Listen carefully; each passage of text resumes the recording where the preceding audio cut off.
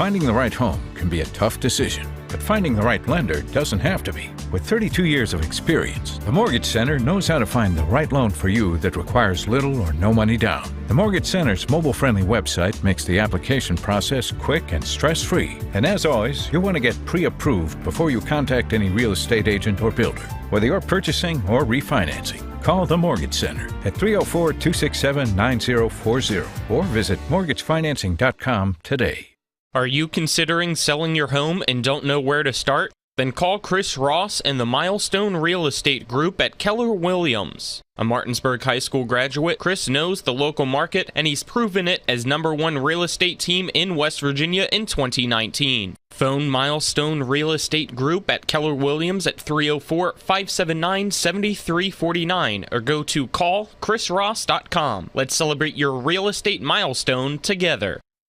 The Palace Lounge in Martinsburg has a brand new list of daily specials. Monday, stop on in for burger night or enjoy a nice juicy steak every Tuesday and Wednesday. The Palace Lounge also offers freshly steamed shrimp Thursdays and chef specials every Friday and Saturday. Sunday is all-day breakfast and there are drink specials daily too. So come enjoy the Palace Lounge. You can find them on Facebook or call 304-267-7520. The Palace Lounge is located at 1350 Edwin Miller Boulevard. A reputation for caring, a legacy of service. At Brown Funeral Homes and Cremations, it's been our story since 1880. A family-owned business, we support the needs and wishes of families. We offer traditional services, as well as many options for cremation, customized remembrances, and pre-planning. Brown Funeral Homes and Cremations retains its family atmosphere and stays true to its roots. Contact us for advanced planning, or at your time of loss. We're here when you need us. With 4 new car dealerships and 4 used car dealerships in 3 states, Parsons is the largest used car and fastest growing new car dealer in the tri-state area. Take Parsons Ford with huge savings on hundreds of new Fords, financing from 0%, Parsons' goal of financing for all, and Parsons' famous above-market trade-in allowances that help make Parsons #1 for used cars too. See why so many won't buy anywhere but Parsons Ford in Martinsburg. We became #1 by making you #1 first. Parsons. If you're in an accident, the first thing that you have to do is call 911. You have to get medical care immediately. The next thing you need to do is call us. When you hire us at the Skinner Law Firm, what we do is we are going to investigate your case, and we're going to lay out the options that you have, all at no cost to you. We will use all of our resources and all of our experience to get you what you deserve. The Skinner Law Firm, SkinnerFirm.com. I'm Jason Barrett. I'm running for state senate because I believe it's time to build an even better West Virginia. That starts with a less burdensome tax policy, reliable internet service, a strong education system, and a robust tourism industry. I believe this building starts right here in Jefferson and Berkeley counties. I ask for your support and your vote in the May 10th Republican primary. Paid for by friends of Jason Barrett. Insurance companies like to play games. They say they're on your side, but they aren't. We have a team that can handle any curveball they throw. At Burke Schultz, Harmon & Jenkinson, you get a dedicated lawyer, and every case gets a team effort. So you get nearly 150 combined years of experience going to bat for you. And we like to win. Join the team that takes your personal injury case seriously. Burke Schultz, Harmon & Jenkinson. We play hardball. The following is a special sports broadcast presentation of Talk Radio WRNR Martinsburg. Play ball! It's time for the fun and excitement of West Virginia high school baseball. Today's game is being brought to you by Bechtel Jewelers, the Brown Funeral Homes and Cremations, CMA Honda of Winchester, Hagerstown Ford, the Mansion Ferretti Law Firm, the Mountaineer Grill and Pub, the Mirius Group of Financial Advisors, Orsini's Home Store, Modern Realty Results, Kent Parsons Ford of Martinsburg, and the Skinner Law Firm. And now for the pregame show, Let's go out to the field and join our Talk Radio WRNR broadcast team.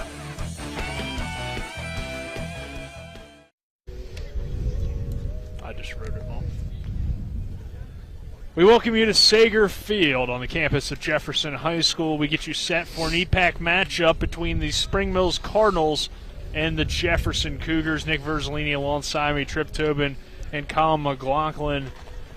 Donald Kinney on camera, and back in the studio is Spencer Dupuis as we get you set for the countdown to first pitch, brought to you by Cody's Body Shop at 851 Wilson Street in Martinsburg, where you get the work done right the first time. Call 304-901-4777 or visit their Facebook page. And guys, on paper, it's a matchup of a team at the bottom of the EPAC versus a team at the top. But we lost it here. Look at that.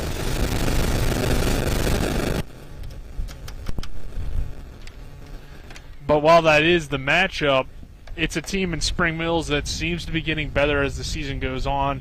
I know they had a tough loss last night, but overall, Chase Herndon's on the mound for them, so that means they have a shot to pull off a big upset. Yeah, as long as Chase is on the mound, I think that changes the atmosphere in the dugout. And the, I think the change when your ace is on the mound, you get up there with a little different mentality. You have an opportunity to win, and you fight back from it. But fight back from adversity when those guys are out there. So look for a pretty good game out of Chase, and look for Jefferson to do what they do. They got Daquan on the mound, and so it's going to be a tough uphill battle for Spring Mills, regardless of who they're pitching tonight. Yeah, that is definitely going to be a challenge tonight for Spring Mills. This Jefferson team has been so good all year.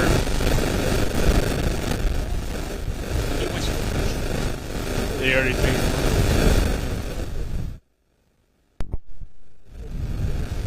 Is it possible that we have... Hi, I'm Sally Hardy. I am asking you to re-elect John Hardy to the West Virginia House. John is my husband of 24 years and an amazing dad to our daughters. I am proud of this hardworking man who runs a successful business, gives back to the community, and is our valuable delegate. John Hardy is a man of values with a heart of service, and he cares about moving West Virginia forward. Re-elect my husband, John Hardy. Visit Delegate John Hardy on Facebook. Paid for by candidate. With 4 new car dealerships and 4 used car dealerships in 3 states, Parsons is the largest used car and fastest growing new car dealer in the tri-state area. Take Parsons Ford with huge savings on hundreds of new Fords, financing from 0%, Parsons' goal of financing for all, and Parsons' famous above-market trade-in allowances that help make Parsons #1 for used cars too. See why so many won't buy anywhere but Parsons Ford in Martinsburg. We became #1 by making you #1 first. Parsons. We interrupt this broadcast for a breaking MAGA alert. President Donald Trump warned us, saving America means saving the GOP from rhinos, sellouts, and known losers. David McKinley proved him right. Liberal David McKinley sided with Joe Biden's $1 trillion spending spree, backed Nancy Pelosi's anti-Trump January 6th witch hunt, and supported gun-grabbing leftists' plans to demolish our Second Amendment rights. Don't trust rhino David McKinley to defend our West Virginia values. Trust true conservative Alex Mooney. With a proven conservative record in Congress, an A+ rating from the NRA, endorsement from West Virginia Citizens Defense League, and President Trump's complete and total endorsement. Alex Mooney's the leader we need to protect our businesses, secure our border, and defend our guns, the sanctity of life, and all our God-given freedoms. On May 10th, vote conservative Alex Mooney for Congress. I'm Alex Mooney, and I approve this message. Paid for by Mooney for Congress 2022. Not sure where to go or who to trust with your flooring project? And start with Trips Flooring, proudly serving the area for more than 25 years, specializing in floor sanding and refinishing, along with installation of new flooring, including hardwood, tile, vinyl, laminate, carpet, and the hottest trend in flooring, luxury vinyl, tile, and luxury vinyl plank. Are you on a budget? Check out their warehouse, cash and carry, or call 304-229-7009, or visit them online at tripsfloorsanding.com.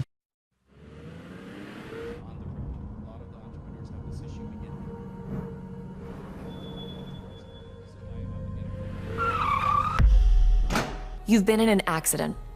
A distracted driver put texting over safety. Your injuries, loss of income, and medical bills can last a long time, even a lifetime. Our job is to try and secure justice that will protect you and your family for the rest of your life. Mansion Ferretti, when you need justice. Hagerstown Ford continues to be your leader in car sales up and down the I-81 corridor. We will beat any and all competitors' prices, and we've made buying a new car easier than ever with one-day delivery better than Amazon and a return policy better than Walmart. Your satisfaction is our guarantee. If you don't like it, simply return it and we'll come pick it up. No questions asked. Why would you shop anywhere else? At Hagerstown Ford, we take great pride in our community and supporting our local student athletes. That's why Hagerstown Ford is the official car dealership of Shepherd Rams quarterback Tyson Bagent. Our remote buying process has made new car shopping so easy, you'll never even set foot in a dealership. Simply go to HagerstownFord.com and click on the car you want to buy it, or use the Axle Auto app. It's that easy. You can order your new car on any device. Go to HagerstownFord.com and get your new car signed, sealed, and delivered from Hagerstown Ford. Life can get in the way these days. We all know that. Work commitments, social commitments, volunteer commitments, family commitments. You put your heart into all of it. You've got enough to worry about already. Your roof shouldn't be one of those things. Everything should just work. But when your roof is in need of an upgrade, you shouldn't have to worry about that either. Modern Renovations, your four-state roofing solution, reminding you that home is where the heart really is. Hefley Motor Company, just off I-81 at 993 Hedgesville Road, is a family-owned and operated business providing the Eastern Panhandle with the highest quality pre-owned vehicles and customer service since 1997. Hefley is a pre-owned Carfax Advantage dealer. We're proud to be your partner, serving the community. You're local, we're local, so why not buy local? Call us at 304-267-7172 or see us at 993 Hedgesville Road. And if you want to sell your car, we buy cars too. Check us out at Hefley.com. Hefley Motor Company, a nice place to do business. Looking for some nightlife? Then look no further. Laddie's Bar and Grill has a full bar and kitchen, pool table, and entertainment with great food at affordable prices. You can dine in or carry out by calling us at 304-263-5233. Laddie's is open Monday through Saturdays from 8 a.m. to 3 a.m. and Sundays from 10 a.m. to 3 a.m. We serve breakfast all day long, and our lunch and dinner specials are posted every day on our Facebook page. So stop on in to Laddie's Bar and Grill, located at 107 Lutz Avenue in Martinsburg.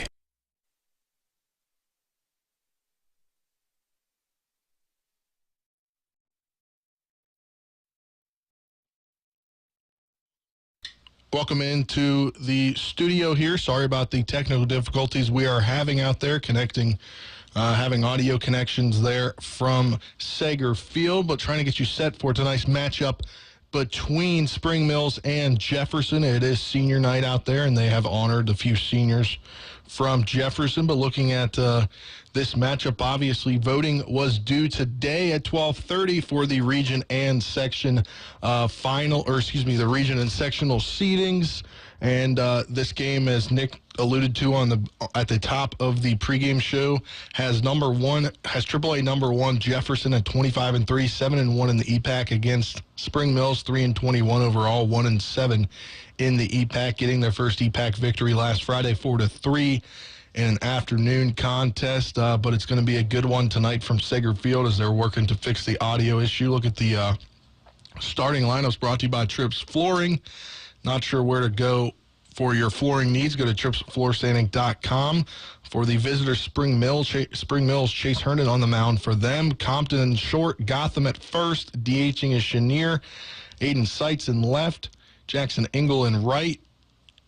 Mason Everhart catching. Peyton Giardine is playing third, and Gilbert at second for Jefferson. Connor Bailey is catching. Griffin Horowitz playing third. Sam Wabnitz playing center field. Sammy Roberts playing first base tonight. And the batting in the fifth position is Hefner. He's playing second base. Noah Carter is the DH tonight. And Young is playing left. Vickers in right, and Kinsler playing shortstop in the ninth position as they're working to get things back there, getting things fixed back there. We will get you the EPAC. I'll get you the EPAC baseball roundup that was brought to you by Burke Schultz, Harmon Jenkinson. for all your, that's brought to you by Burke Schultz, Harmon, and Jenkinson. Elsewhere around the EPAC tonight, let me pull up Game Changer right now, as obviously the game we have is Jefferson and Spring Mills.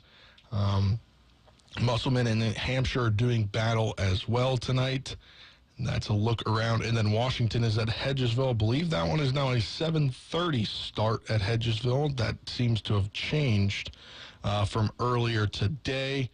But it's going to be a good matchup tonight here between Spring Mills and Jefferson. That was your EPAC baseball roundup, brought to you by Burke Schultz, Harmon, and Jenkinson. Over 120 years combined experience as accident, injury, and disability lawyers. Go to burkeandschultz.com or call them at 304-263-0900.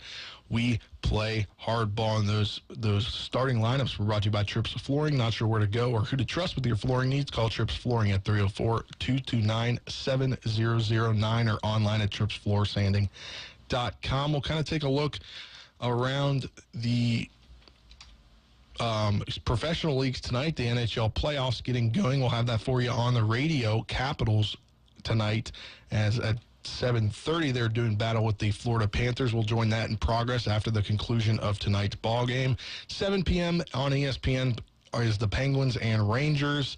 9:30 the Predators and Avalanche. 10 p.m. are the Stars and the Flames. Looking at the NBA playoffs, those are continued tonight on TNT. 7 p.m. Bucks and Celtics. 9:30 Warriors and Grizzlies. Let's look at the MLB quickly. The Nats get going on a series tonight in Colorado. Eric Fetty on the bump. Currently game going on in the bottom of the 8th inning. The Mets have a 5-4 lead over the Braves. Getting ready to get going here at 6:40. Diamondbacks and Marlins, the second game of the doubleheader between Braves and Mets. 6:45 Rangers Phillies. 7:05 Twins Orioles. 7:07 Yankees Blue Jays. 7:10 Angels Red Sox. 7:40 White Sox Cubs there in the Chicago series. 7:40 p.m. Reds and Brewers. 8:10 p.m. Mariners and Astros. 8:10 as well has the Cardinals and Royals. The Nationals at Rockies tonight. 8:40 p.m. Eric Fetty on the bump for the Nationals. 9:40 p.m. has the Rays versus the Athletics. 10:10 the Giants and Dodgers. Two games postponed today. The Padres and Guardians, and Pirates at Tigers. Those both due to inclement weather. They have a makeup date for tomorrow as part of a doubleheader. What we'll do right now is we will step aside for a break. And when we, hopefully on the other side of that break, we will send you back out there to Sager Field. But we'll take a look through here right now. We'll send you to break. I'm going to get in contact, see if we can get you back out there for the pregame show as the Cody's Auto Body Countdown to first pitch will continue. Hagerstown Ford continues to be your leader in car sales up and down the I-81 corridor. We will beat any and all competitors' prices, and we've made buying a new car easier than ever with one-day delivery better than Amazon and a return policy better than Walmart. Your satisfaction is our guarantee. If you don't like it, simply return it and we'll come pick it up. No questions asked. Why would you shop anywhere else? At Hagerstown Ford, we take great pride in our community and supporting our local student athletes. That's why Hagerstown Ford is the official car dealership of Shepherd Rams quarterback Tyson Bagent. Our remote buying process has made new car shopping so easy, you'll never even set foot in a dealership. Simply go to HagerstownFord.com and click on the car you want to buy it, or use the Axle Auto app. It's that easy. You can order your new car on any device. Go to HagerstownFord.com and get your new car signed, sealed, and delivered from Hagerstown Ford.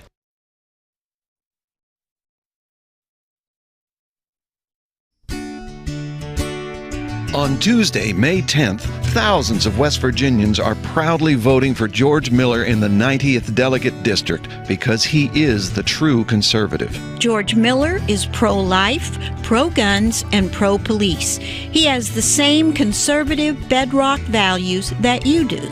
George Miller is endorsed by West Virginians for Life and the West Virginia Farm PAC. He defends our Second Amendment rights.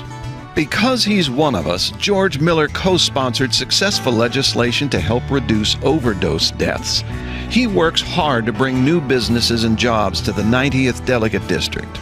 George Miller, pro-life, pro-guns, pro-police. In the Republican primary on Tuesday, May 10th, we ask that you consider this true conservative we are proud to call Delegate George Miller. Paid for by Mountain State Values, not authorized by any candidate or candidates committee. Are you considering selling your home and don't know where to start? Then call Chris Ross and the Milestone Real Estate Group at Keller Williams. A Martinsburg High School graduate, Chris knows the local market, and he's proven it as #1 real estate team in West Virginia in 2019. Phone Milestone Real Estate Group at Keller Williams at 304-579-7349 or go to callchrisross.com. Let's celebrate your real estate milestone together.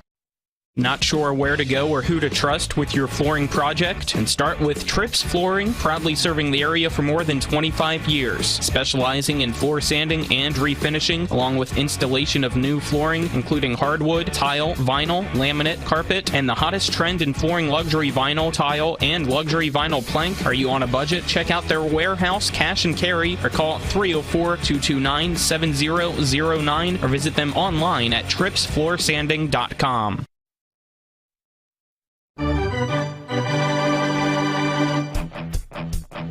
You've been listening to West Virginia High School Baseball. Today's game broadcast has been brought to you by Bechtel Jewelers, the Brown Funeral Homes and Cremations, CMA Honda of Winchester, Hagerstown Ford, the Mansion Ferretti Law Firm, the Mountaineer Grill and Pub,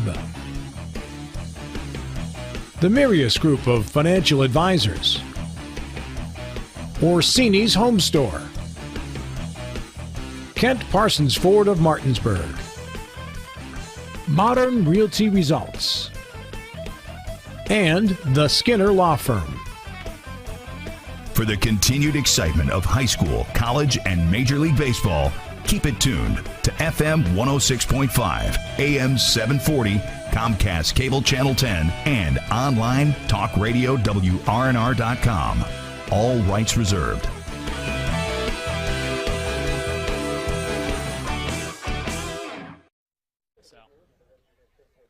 Check, check. 1, 2, yep. We welcome you back to Sager Field. Apologize for the technical difficulties. Hopefully those are resolved for good now. And we're a few minutes away from first pitch. We're going to try to get into our coaches' interviews. We'll start with the head coach of the Spring Mills Cardinals, Brad Barrett.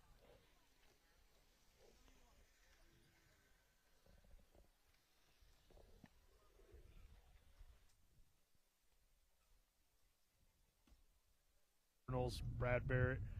Coach, heading into this game against Jefferson, obviously a big matchup with the #1 team in the state. But voting concluded already today. So I guess, first of all, how do you kind of feel about that your voting stops before the regular season comes to an end?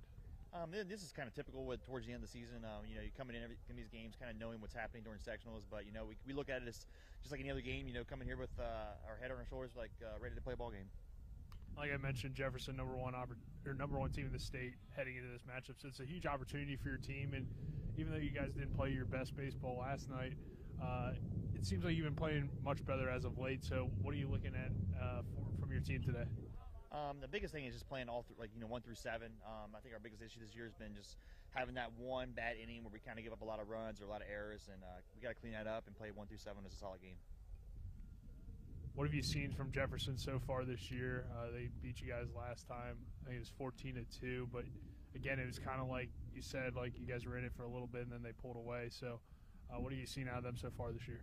I mean, it's hard to tell. We played them pretty early in the season. Honestly, I think we played well. They just hit the ball a lot better than we did. I think our bats are hitting the ball a lot better right now, so it should be interesting to see how that goes. The one thing, Jefferson's always been good at is just not making mistakes and kind of keeping that level-headed game throughout the 1 through 7 for them. What are you going to need out of your starting pitching tonight? Hernan has definitely been our best guy on the mound. He's the most trustworthy kid I have out there. He's going to throw strikes. He's going to keep his composure, control the running game. He definitely gives us our best chance of winning the ball game. All right, Coach, anything else you want to add? I'm good, man. Thank you. All right, thank you, and good luck tonight. Thanks. Looking for some nightlife? Then look no further. Laddie's Bar & Grill has a full bar and kitchen, pool table, and entertainment with great food at affordable prices. You can dine in or carry out by calling us at 304-263-5233. Laddie's is open Monday through Saturdays from 8 a.m. to 3 a.m. and Sundays from 10 a.m. to 3 a.m. We serve breakfast all day long, and our lunch and dinner specials are posted every day on our Facebook page. So stop on in to Laddie's Bar & Grill, located at 107 Lutz Avenue in Martinsburg.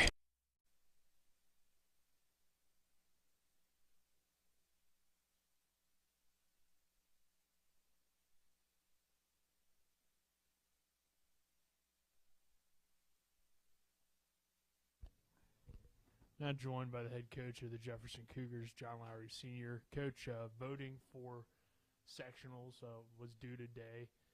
Obviously, it looks like your team will probably be number one, or at least is deserving of number one. How do you feel, I guess, heading into sectional play and getting a few more conference games right before you get into that? Well, we had 5 games scheduled this week. Hopefully the weather's going to cooperate, although it does look like it's going to get a little iffy at the end of the week. I think it's always good to be playing this time of the year. I think, we always talk about 2 seasons, the regular season, the postseason, and certainly, the tournament is coming up. We recognize the fact that throughout our particular area, there are a number of good teams and a number of good pitchers.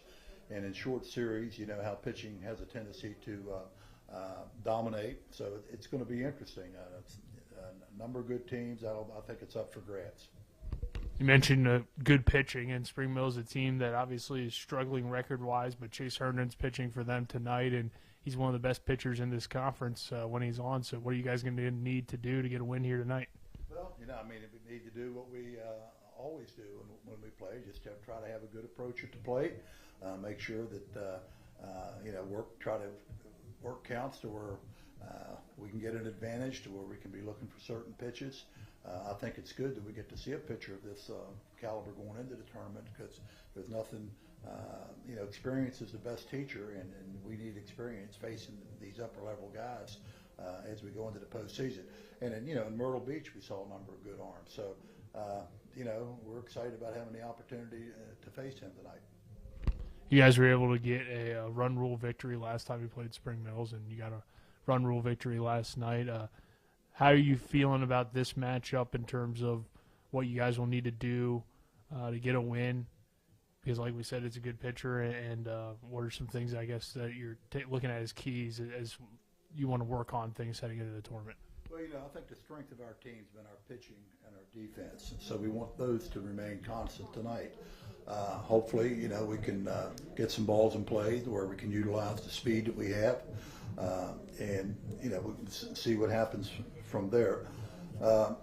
Tonight's our senior night, so we're recognizing our seniors, and we have several, we're going to have our seniors for the most part in the lineup, and, it's their night to enjoy, and, we're excited to celebrate their careers here, and we're just hoping to play well. That's all. It's baseball is a day in, day out game. I think we're fortunate in West Virginia that we do have the opportunity to play 32 games, where you do get to play,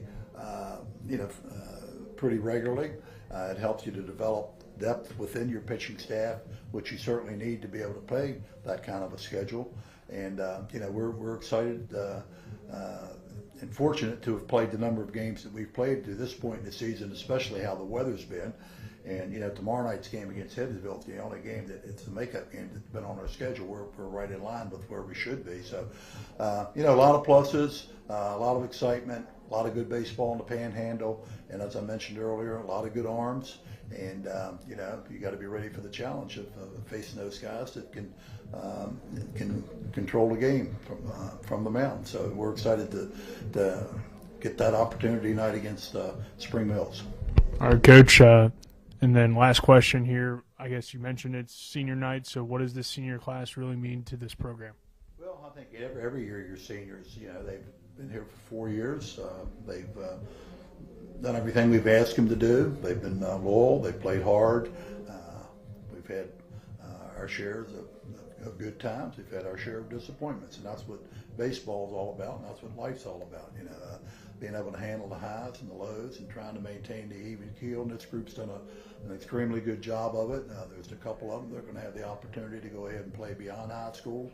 But beyond that, I think if you look at the group of young men that comprise our senior class, you're going to find a group of guys that are going to be successful in life. You know, they always ask you what kind of team you have, and the answer to that is ask me 20 years down the road and see what kind of guys they turned out to be. So we've been fortunate in that regard.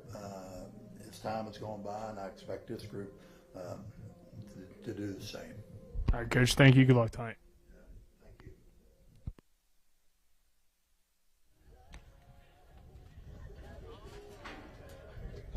So that was our coaches' interviews, brought to you by Laddie's Bar and Grill, located at 107 Lutz Avenue in Martinsburg.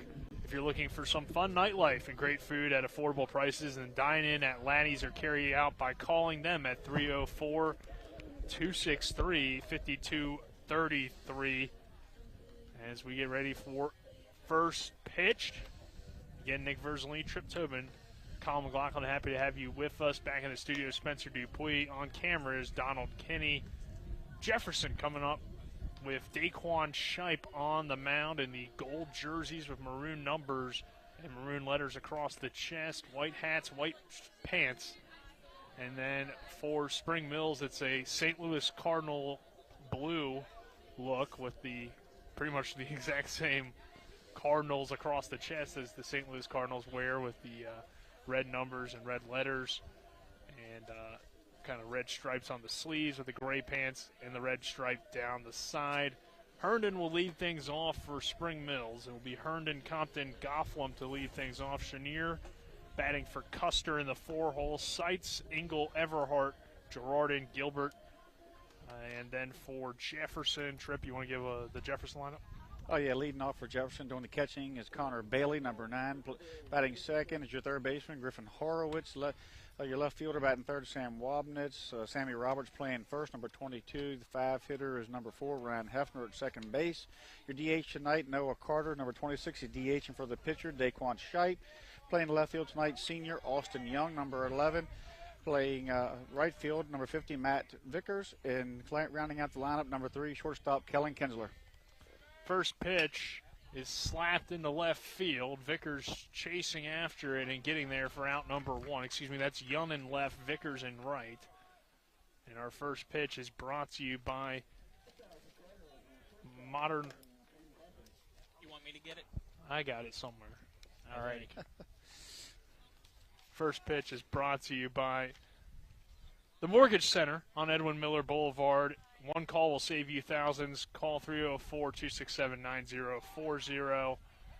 And the next pitch from Shipe to Compton is a ball. So our starting lineups are brought to you by Trips Flooring. Not sure where to go or who to trust with your flooring needs? Call Trips Flooring at 304-229-7009 or online at tripsfloorsanding.com.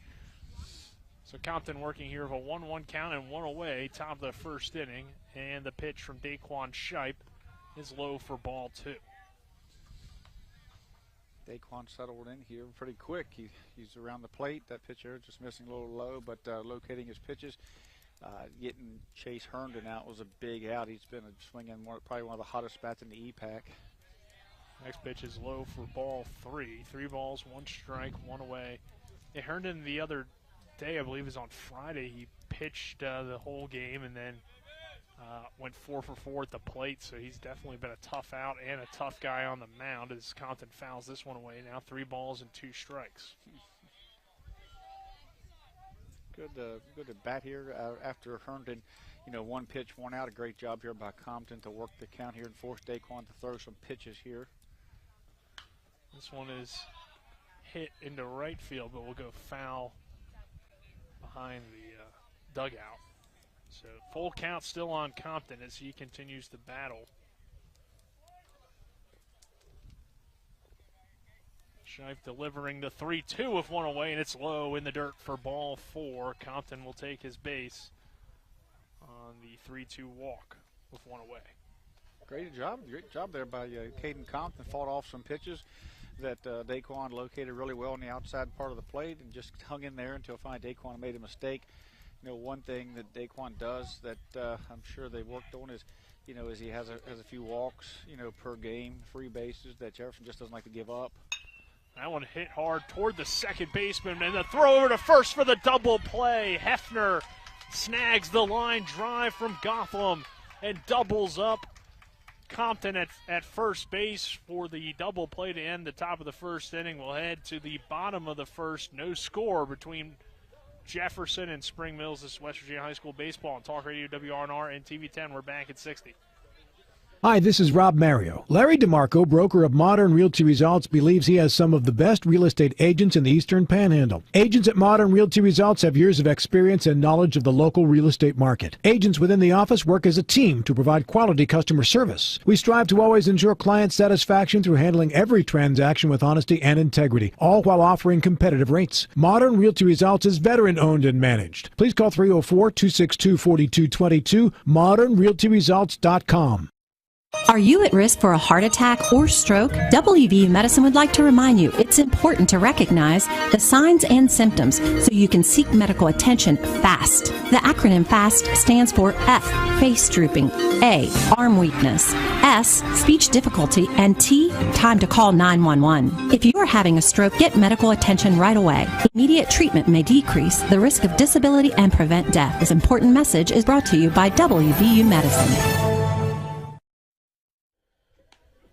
We welcome you back to Jefferson High School, Sager Field. Nick Verzolini alongside me, Trip Tobin and Colin McLaughlin.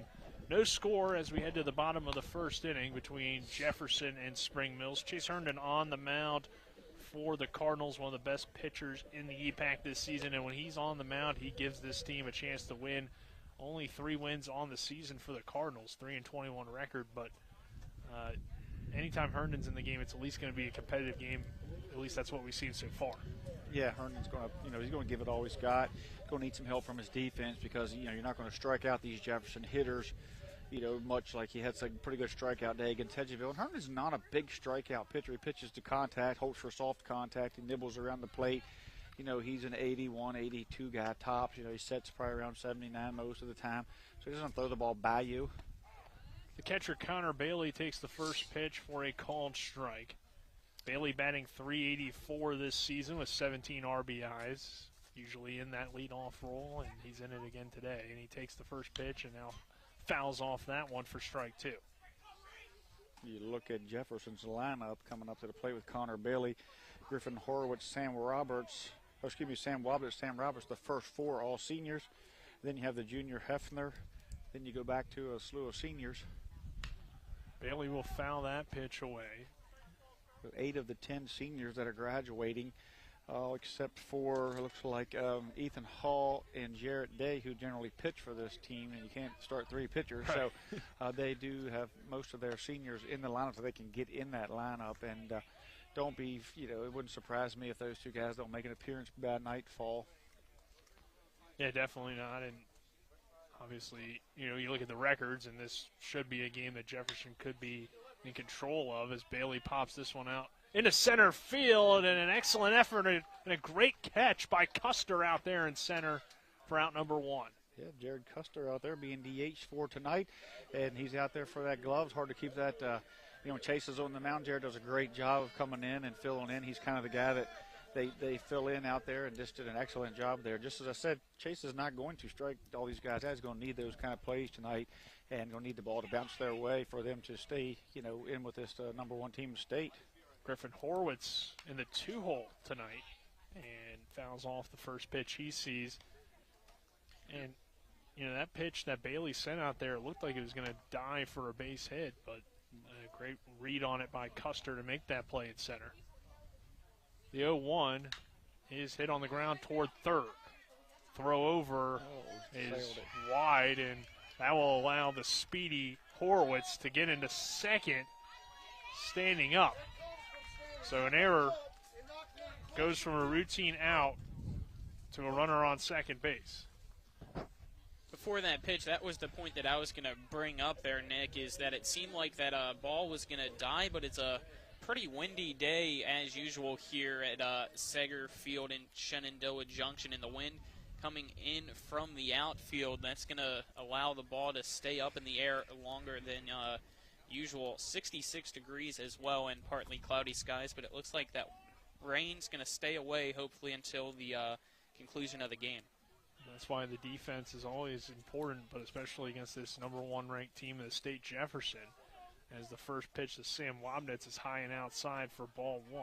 And again, your weather brought to you by Kelly Allstate Insurance. For all of your insurance needs, call Gary Kelly at 304-263-4596 or stop by 724 Lakeview Drive in Martinsburg. Next pitch is into the other batter's box and high for ball 2. 2-0 count on Sam Wabnitz. Horowitz on second will take his lead.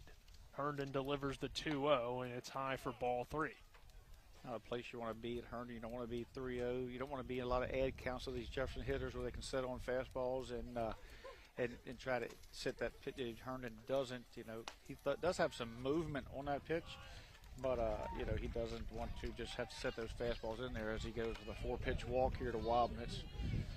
Back to the error by Girardin. I mean, he stepped back, took that hop, looked like he was going to make the play easily, and when it left his hand, when it went across the pitcher's mound, we knew that it was heading towards that fence, if not even the hitting cage over there as high as he threw it. So Sammy Roberts will come to the plate, and Roberts again takes a ball. So 5 straight balls thrown by Herndon. 5 straight pitches that were up, too. That's not where you want to be with Jefferson. That one a little bit lower, and it hits the inside part of the zone for strike 1. 1 ball, 1 strike on Sammy Roberts, batting .411 this season, 23 RBIs for the senior. Playing first base tonight, and he takes a hack at that one and fouls it off. Chase doing a good job there, not giving Sammy something he can get his hands out and get around on. He's staying in tight. It's probably something that he's going to have to do. If he gets out over that plate here, Sammy does have, he swings just slightly long, hunts the outside pitch.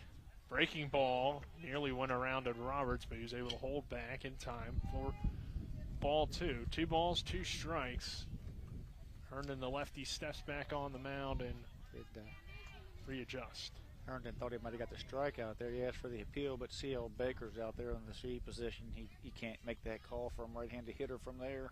The 2-2, another breaking ball. And he got him looking for strike 3. Down goes Roberts on the strikeout. Now 2 outs in the inning. 2 on, those still for the Cougars. And Ryan Hefner coming to the plate. Herndon's showing a little emotion out there, kind of dancing around. That was a big out, though. That was a huge out. He deserves to show that emotion. Huge out. So, his heart's in it, regardless of whether or not we talk about it. If the game is if we say it doesn't really mean anything, or it does, it means a lot to these young men. That's why I don't like the voting, like I said in the show earlier. I just feel like it just cheats these guys out of a meaningful game. The 1-0 is inside for ball 2. So Hefner working on a 2-0 count, 2 on with 2 outs in the bottom of the first inning. No score between Jefferson and Spring Mills, and the 2-0 is inside for ball 3. Good effort by Everhart to frame, but that one was inside. So 3-0 count on Hefner, who's hitting .297 this year with 11 RBIs. And Hefner takes low for ball 4. The bases are now loaded with Noah Carter coming to the plate. 4-pitch walk. He was kind of around the plate there, but, no disagreement there with the calls. They were all pretty much in. On Wabnitz, they were all pretty much up. And then, of course, Griffin Horowitz only standing on third after the throwing error from the third baseman. But, gives Herndon a chance to get out here in the windup. Hopefully he can get settled in here. And, if this would be, if that would be a Jefferson pitcher on the mound, we would have seen a mound visit, wouldn't we? Yeah. He doesn't take long to come out. Pitch is high to Carter. Next pitch is at the knees for a called strike. 1 ball, 1 strike on Noah Carter. The .316 hitter for the Jefferson Cougars. Awaits the 1-1. And he fouls that pitch away. 1 ball, 2 strikes. Bases are loaded for Jefferson. It's Horowitz down at third. Wabnitz standing on second. And over at first is Ryan Hefner, who reached on the walk. Lots of speed out there. It's just a huge play. A base hit could put, Spring Mills down, multiple runs. The 1-2 breaking ball is fouled away by Carter. And the first, or that 4-pitch walk in the last at-bat really hurt Herndon as well, because it puts him now over 20 pitches, pitch count-wise. This will be the 24th, and in the first inning, that's something you don't like to see from a starter. The 1-2 is high and outside. Good There effort again by is the Everhart to keep it in front. Bad release point and lack of control. Yeah, he's pressing now a little bit. You know, instead of trusting his mechanics, he'll tell you he needs to trust his mechanics, as you'll hear when you talk to him. And he's just not trusting them at the moment. 2-2 hit on the ground toward first. It'll go foul. Keep the count even at 2 balls and 2 strikes with the bases loaded and 2 away. Bottom of the first, no score. That was a great pitch by her. It ran in on Carter. Carter just had to do an excuse me, protective swing, and that's what you want. You want these guys to, you want soft contact out of these guys. The 2-2 is again fouled away by Noah Carter. An excellent at-bat. If anything, they're extending Chase Herndon's pitch count. He threw 109 pitches in his last outing. So, I mean, Jefferson is doing what it can to try to get into this Spring Mills bullpen. And as we know, this isn't a team that has a whole lot of guys even on the roster. So that one's fouled away. Yeah, I mean, when you start getting into that's one part of this team that, that hasn't developed well this year, and that's the rotation behind Herndon. So they really get hurt once they get beyond him sometimes. Another 2-2 is a swing and a miss for strike 3. The Cougars leave the bases loaded. Herndon gets out of the inning, but does throw a lot of pitches. We'll head to the second. No score between Jefferson and Spring Mills. This is West Virginia High School baseball on Talk Radio, WRNR, and TV10. This is Matt Miller, along with my wife, Dale. As homeowners, we've been through the mortgage process several times, and each time we went to Mark and Cheryl Savitt at the Mortgage Center. They treat you like family with personal one-on-one service, walking with you through the process from application to settlement. Plus, low interest rates and closing costs. The Mortgage Center is on Edwin Miller Boulevard in Martinsburg. Phone 304-267-9040. Or online at mortgagefinancing.com. NMLS number 237527, Equal Housing Lender. Hi, I'm Sally Hardy. I am asking you to re-elect John Hardy to the West Virginia House. John is my husband of 24 years and an amazing dad to our daughters. I am proud of this hardworking man who runs a successful business, gives back to the community, and is our valuable delegate. John Hardy is a man of values with a heart of service, and he cares about moving West Virginia forward. Re-elect my husband, John Hardy. Visit Delegate John Hardy on Facebook. Paid for by candidate. We welcome you back to Sager Field on the campus of Jefferson High School. Nick Verzolini, Trip Tobin, Colin McLaughlin here, and Donald Kenny on camera. Spencer Dupuis back in the studio. Thanks to Spencer for putting together somewhat of a pregame show when we had some technical difficulties before the ball game got started. Nolan Chenier will lead things off, the number 4 hitter, facing Daquan Shipe to begin this second inning. No score between Jefferson and Spring Mills, and the first pitch from Shipe is a breaking ball that he lost control of and went high for ball 1. Both these young men on there, when they release, you can tell that they don't like the release point that they show on the mound after release. That one hit pretty well, but not very far, and a great play by Hefner over there in shallow right to catch it for out number 1. Got it off the end of the bat there. Daquan got that fastball out on the outer half. Chenier, Nolan Chenier there threw the bat head at it, but just didn't quite get the barrel. I'll bring Seitz to the plate. Aiden Seitz, the left fielder, digs in, and the first pitch, a nice curveball, breaks in there for strike number 1. Yeah, that one originally, before the movement, finally got it in the strike zone. Almost looked like it was about to hit a sight, so he leaned back. The 0-1 hit hard on the ground, though, off the end of the bat. Roberts will flip to Shipe at first base. And did he get his foot on the bag? He did, so out number 1. That almost was number a 2, excuse me. Dangerous play. Shipe making the play. Fortunately, did not twist his ankle. He kind of took a tumble, though, when he did finally step on the bag, and looks like we might get an appeal as well. That was what you call a PFP play, where the ball, got off the end of the bat. So it wasn't hit hard at all, just kind of rolled up the first baseline. The first baseman had to come in and make the play. Then the flip to Shipe. Shipe was coming across to cover the bag. He didn't quite find the bag, and that's what the umpires are saying at the moment, that possibly Shipe foot didn't get to the bag, but first base coach down there, he was very adamant that Shipe didn't get the bag. So Coach Barrett comes out to try to get an appeal there, but a good PFP there by Shipe there. He just didn't quite time the bag touch as well as he should have, and ended up sitting on his butt when he got done with that as he tangled up with the bag a little bit. Engel will come to the plate, and he'll foul off the first pitch. Engel playing right field tonight. Right as he come across, I thought Coach Combs down there said he dropped the ball, but then he came over and said he didn't touch the bag. But anyway. The 0-1 is a big swing and a miss for strike number 2. No balls, 2 strikes, 2 outs. No score, top of the second inning between Jefferson and Spring Mills. The number 1 ranked team in the state, the Jefferson Cougars, and a swing and a miss for strike 3. Down goes Engel. Daquan Shipe gets the strikeout. We'll head to the bottom of the second. No score between Jefferson and Spring Mills. This West Virginia High School baseball on Talk Radio, WRNR, and TV 10. Insurance companies like to play games. They say they're on your side, but they aren't. We have a team that can handle any curveball they throw. At Burke Schultz, Harmon & Jenkinson, you get a dedicated lawyer, and every case gets a team effort. So you get nearly 150 combined years of experience going to bat for you. And we like to win. Join the team that takes your personal injury case seriously. Burke Schultz, Harmon & Jenkinson. We play hardball.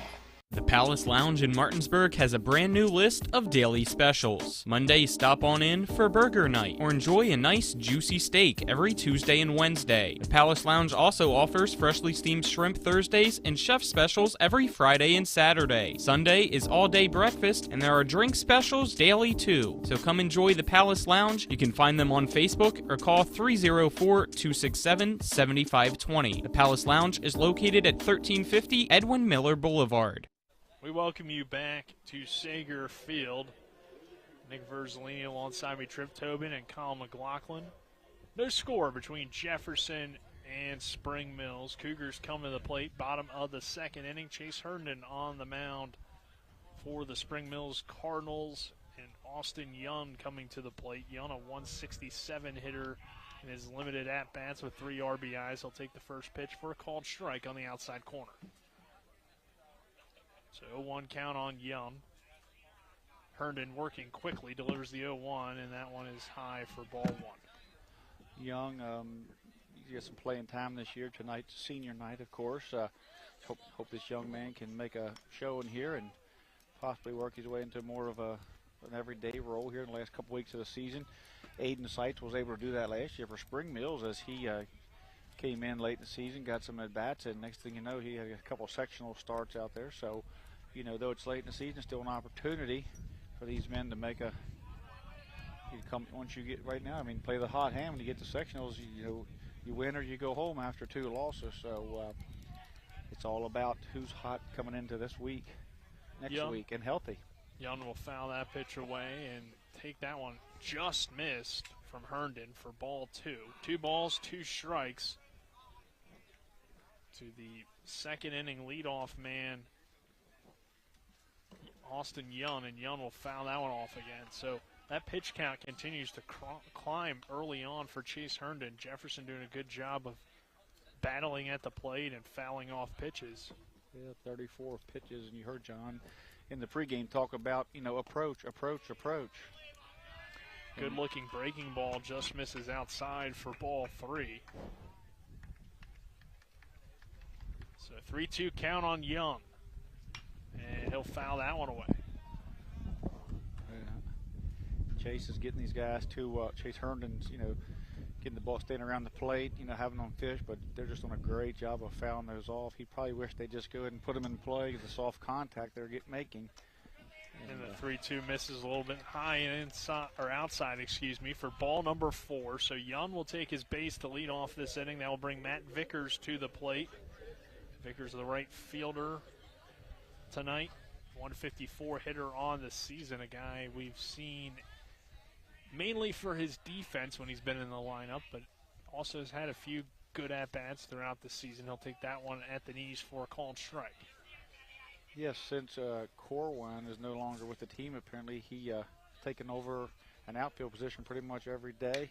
Vickers with the slap as he pulls it back and then sends it into left field. That will be a fair ball, and the Cougars have 2 on and no out. I believe he called it foul, or did he call it fair? Okay. No, he called No, foul. he did call a foul. Yeah. Everybody was acting like it was fair, so I didn't see how it really landed in there, but I thought maybe it hit the home base. plate umpire threw his hands up. You just didn't hear him. He wasn't. Yeah, I could see his hands up, and so I assumed it was foul, even though it was very, very close. It was a slash play. He drew Peyton Girardin in and hit it over his head, so it was a great execution. Just missed by a little bit. You know, he squared the bunt, Girardin come busting in, and then he pulled the bat back and slapped it, and he took a big chop over Girardin's head and down the third baseline. Just didn't quite get the chalk that he was looking for. 0-2 count. Young leads off of first base. Herndon checks the runner and delivers the 0-2 to Vickers. Outside, a throw down to first is not in time. Good play. I mean, Mason Everhard and Connor Gotham there locked up. Threw it to Gotham's glove side. He dropped the tag behind him right on the runner, but just a little late. The 1-2, a nice pitch. Got him looking for strike 3. Herndon has his third strikeout of the early action, and that will bring Kinsler to the plate now with 1 out and a runner on first. That was the same curveball that was used to strike out Sammy Roberts there in the last inning. Herndon really liking that breaking pitch to, as you said, now 3 strikeouts already for this evening. Herndon's going to battle. He's going to battle up to 110 pitches as long as the game, he stays close. Kinsler hits this one hard into right center field, but going back and making the play on the run is Engel. Young will have to retreat back to first. There's now 2 outs in the inning. And back to the top of the order in Connor Bailey, who flew out his first time up. Herndon's getting some good play by his outfield out there. 2 excellent plays there. That ball could have easily, crossed Engel up out there, but he come off the right-handed bat, slicing. He took off for the gap out there near the scoreboard, and he kind of had to hold up as he had almost overrun it as it sliced back to him, but hit on the numbers there and hit hard, but great play out there by the outfield so far. Connor Bailey flew out to center on a diving catch by Custer back in the first inning, and now takes the first pitch inside as it nearly hit him, but he was able to get out of the way for ball 1. That was Herndon's 45th pitch, and as you said, you expect him to get all the way to 110 tonight. The 1-0 misses outside for ball 2. 2 balls, no strikes on Connor Bailey. The 5th inning. A lot of it is, foul balls that Jefferson has just fought, and some long counts, long at bats, and 3-2 counts, 2-2 counts, So Jefferson doing their job of working on Herndon's pitch count, which probably was their approach, knowing that the depth of the rotation. 2-0, that one got away from Herndon. Will hit Connor Bailey to extend this inning, put 2 runners on the bases, and Griffin Horwitz coming to the plate, probably the best hitter for Jefferson in this situation. 29 RBIs, that leads the team. Now coming to the plate with 2 on, a runner in scoring position, 2 outs. Bottom of the 2nd inning, no score between Jefferson and Spring Mills. Young takes his lead off second base. Bailey leading off of first. Herndon delivers the first pitch to Horwitz. He hits it hard, but it will go foul and out of play. He'd like to have that swing back. You see Coach Lowry's not really happy with that swing. The 0-0, cut at the curveball is probably something that he shouldn't have. He should have punted more of a fastball there, but now he's got himself in trouble swinging at both of Herndon's pitches. So Herndon, great job here getting Griffin to at 0-2 by swinging at his pitches and not being able to barrel anything up. Now the trick is to get him out without having to get over the plate here. The ball's 2 strikes, 2 outs, 2 on. Bottom of the 2nd, a breaking ball just misses outside for ball 1. Good pitch. Really good pitch. He started in the left-handed batter's box and let it drift back in, tried to backdoor him there, and it's a very good pitcher's pitch there. Yeah, the zone has so far been consistent, though, tonight, so it might have been a little bit high. And a 1-ball, 2-strike count with 2 outs. And the pitch, again, fouled away by Griffin Horwitz. Nice. Pitch count climbing on Herndon. Yep, that was 50 now. 51. And came with the fastball there, and when you can have a few different pitches in your arsenal, you can upset that time. You don't have to throw the 100-mile-an-hour. You just need to upset the timing. 1-2 is a bouncer that gets away. Both runners will move up on the wild pitch, so it's runners on second and third. Now 2 in scoring position. A 2-2 count with 2 outs. Horwitz at the plate. And a great opportunity for Jefferson to grab an early lead on the Spring Mills Cardinals.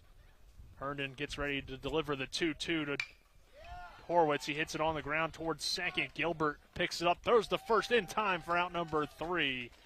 So that will do it for a potential Cougar rally as they strand 2. We'll head to the third inning. No score between Jefferson and Spring Mills. This is West Virginia High School baseball on Talk Radio WRNR and TV 10.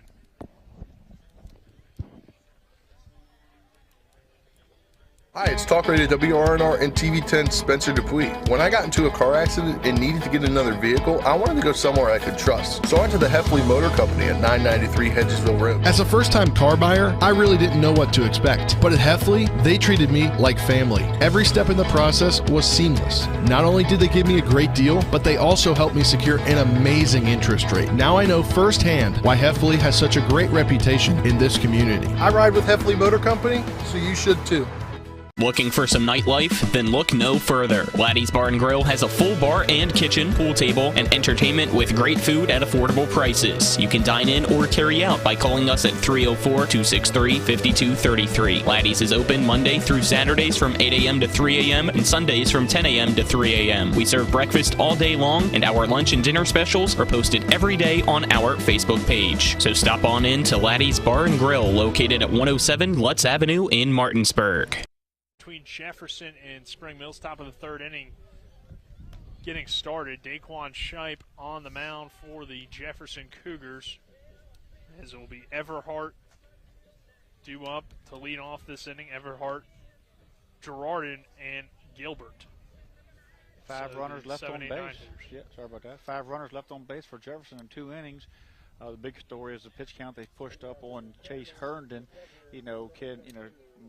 In order for Spring Mills to come out victorious here, they're going to have to put some runs on the board and maybe hold off an attack. Should turn to continue to put zeros up on the board. At some point in time, he will give way. At this point, I can't see him going, much deeper than the 5th inning if he makes it that far. The way they are running his pitch count up, but. Right now, 5 runners left on base, nothing ball game, and Spring Mills, as each inning that goes by, has to be a victory for them. The 1-0 is lined into center field, and right there to make the play is Sam Wabnitz for out number 1 on the first pitch, or the second pitch of the at-bat. I think the key to scoring here this game might have to be the small ball, because each time it's been hitting the play, the ball stays into the air for how much wind we've been getting here from the outfield. Yeah, and if it becomes a small ball game, I think you have to give the edge to Jefferson. Yeah, the wind's blowing in, from what I can tell in my face, it feels like. Small flag out there by the scoreboard, or a banner that seems to be blowing in at that point, so I'm not sure that the long ball is going to get you there. And at some point in time, as Colin said, you're going to have to go ahead and play for a run, at least break that ice and see what happens.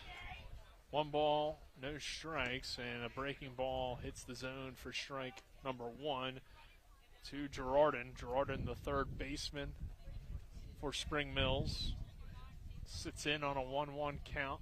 Daquan Shipe kicks and deals, and that one's fouled away off of the leg of Girardin, so he'll have to hobble that one off. Yeah, I think he got him in the ankle, so.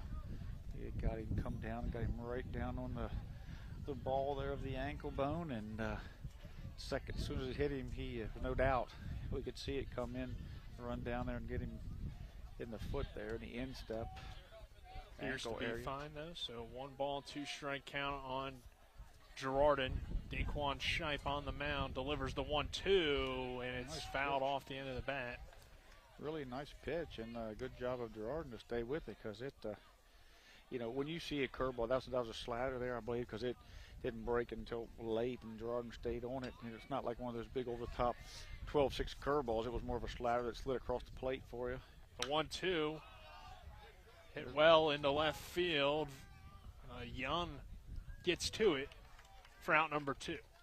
There's that fly ball you were talking about hanging up in the air. Just doesn't seem to have no. They hang up in the air, and even when they're hit hard, they seem to lose their as they leave the infield. And they look like they're going to be a hard hit ball. Just kind of hangs up. So far, it's been 2-3 up, 3 up, 3 up, 3 down innings for Daquan Shipe on the mound, and so far to begin this 3rd inning, it's 2 up, 2 down due to flyouts. And Isaac Gilbert will take the first pitch for ball 1 on 1-0. It's a called strike on the outside corner. 1 ball, 1 strike, 2 outs. The only base runner was Caden Compton with that walk, but he was erased by that line drive double play. And the 1-1 is popped up and out of play behind the dugout of Jefferson down the first base line. 1 ball, 2 strikes, 2 outs. Sager Field lights are on. The difference pitching-wise for these 2 in Shipe and Herndon is that Shipe, I feel like, has been getting ahead in the count against Spring Mills. The 1-2 is low for ball 2. 2 balls, 2 strikes. And with that, Spring Mills has to be aggressive, and obviously they've been putting it in play, but since the ball's been staying in the air, it's kept Shipe's pitch count low because his defense has helped him out. 2-2 is took for strike number 3. Down goes Gilbert, and we'll head to the bottom of the 3rd inning. No score still between Jefferson and Spring Mills. Cougars coming to the plate. This is West Virginia High School Baseball on Talk Radio WRNR and TV 10. I'm Jason Barrett. I'm running for state senate because I believe it's time to build an even better West Virginia. That starts with a less burdensome tax policy, reliable internet service, a strong education system, and a robust tourism industry. I believe this building starts right here in Jefferson and Berkeley counties. I ask for your support and your vote in the May 10th Republican primary. Paid for by Friends of Jason Barrett. Hi, this is Rob Mario. Larry DeMarco, broker of Modern Realty Results, believes he has some of the best real estate agents in the Eastern Panhandle. Agents at Modern Realty Results have years of experience and knowledge of the local real estate market. Agents within the office work as a team to provide quality customer service. We strive to always ensure client satisfaction through handling every transaction with honesty and integrity, all while offering competitive rates. Modern Realty Results is veteran-owned and managed. Please call 304-262-4222, modernrealtyresults.com. Welcome you back to Jefferson High School. That pitch is high for ball 1 to Sam Wabnitz.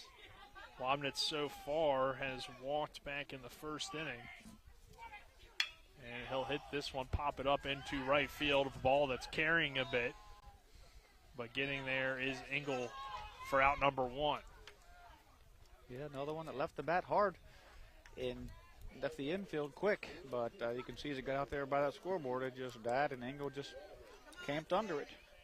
Herndon, though, off to a start this inning that he needs. He's already at 55 pitches now, but that a 2-pitch at bat. He needs a quick inning if he wants to go the distance. There's a nice curveball that freezes Sammy Roberts for strike 1. Roberts struck out looking his first time up back in the 1st inning. It was 1 of 3 strikeouts early on for Chase Herndon. That one will miss outside for a ball. 1 ball, 1 strike.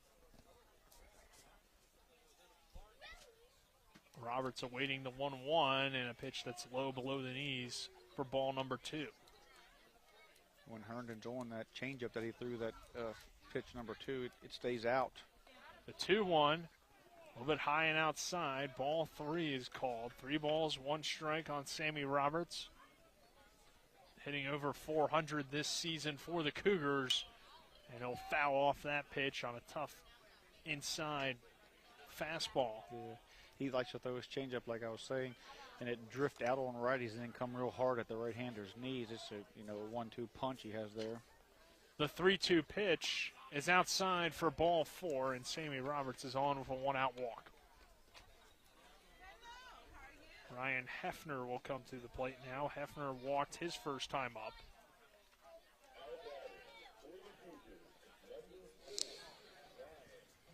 Hefner pitch, below 300 coming into this ball game at 297. Roberts takes his lead, and the pitch is outside for ball one. That was the fourth walk issued by Herndon so far. Hefner has moved down the lineup a little bit as this one is hit hard into left center field, and coming over as again it dies out there, and Seitz gets to it just in time for out number 2. And that will bring Noah Carter to the plate. And you were talking about that pitch count. When you look at his pitch count, when you have walks, and strikeouts, your pitch count's going to rise. When you look at Daquan Shipe, there's a lot of pitch to contact. He did get that last strikeout, but at one point in time, he had 8 batters, only one of them was struck out. So pitching to contact is conservative as long as they are, thrown to outs, thrown to softer contact. Noah Carter takes a pretty good-looking breaking ball for strike number 1. Roberts standing on first base, 2 away. Carter had that long at-bat that led to a strikeout swinging back in the first inning. And there's a curveball that misses outside for a ball. That was with the bases loaded. And Carter couldn't quite come through back in that first inning when the Cougars had a little bit of a rally, but had it without a hit. Reached on air, a pair of walks. Carter, though, will get Jefferson's first hit of the ball game as that one lands down there in center field. And it's 2 on with 2 away for Austin Young. Finally, we saw a ball land in the outfield. It's been a rarity, and I think it will continue to be a rarity here this game, but now we have to see if Jefferson can do anything with it. Yeah, they're an out away from leaving, multiple runners on the base for the 3rd straight inning. There's a big swing and a miss from Austin Young. Chase works quick. Battling on an 0-1 count now with 2 outs. Herndon back on the mound and delivering the pitch and a swing and a miss for strike 2. Both of those pitches, again, outside, and we've seen that called a ball the entire time, so kind of surprising here that Young has swung at him. Look for the fastball in his knees this time. No balls, 2 strikes, 2 outs. Runners on first and second for the Cougars, and the changeup misses outside. See, I think he heard me because that time he didn't swing. Yeah. He went for the 3rd straight pitch, didn't he? He would change it up this time. The 1-2. There you go. Popped up toward first, and Goffel makes the catch. Again, Jefferson stranding 2 more base runners. The game remains scoreless as we head to the 4th inning. This is West Virginia High School Baseball on Talk Radio WRNR and TV 10. We're back at 60. If only Chase could throw 200. Are you at risk for a heart attack or stroke? WVU Medicine would like to remind you it's important to recognize the signs and symptoms so you can seek medical attention fast. The acronym FAST stands for F, face drooping, A, arm weakness, S, speech difficulty, and T, time to call 911. If you are having a stroke, get medical attention right away. Immediate treatment may decrease the risk of disability and prevent death. This important message is brought to you by WVU Medicine. Hi, I'm Sally Hardy. I am asking you to re-elect John Hardy to the West Virginia House. John is my husband of 24 years and an amazing dad to our daughters. I am proud of this hardworking man who runs a successful business, gives back to the community, and is our valuable delegate. John Hardy is a man of values with a heart of service, and he cares about moving West Virginia forward. Re-elect my husband, John Hardy. Visit Delegate John Hardy on Facebook. Paid for by candidate.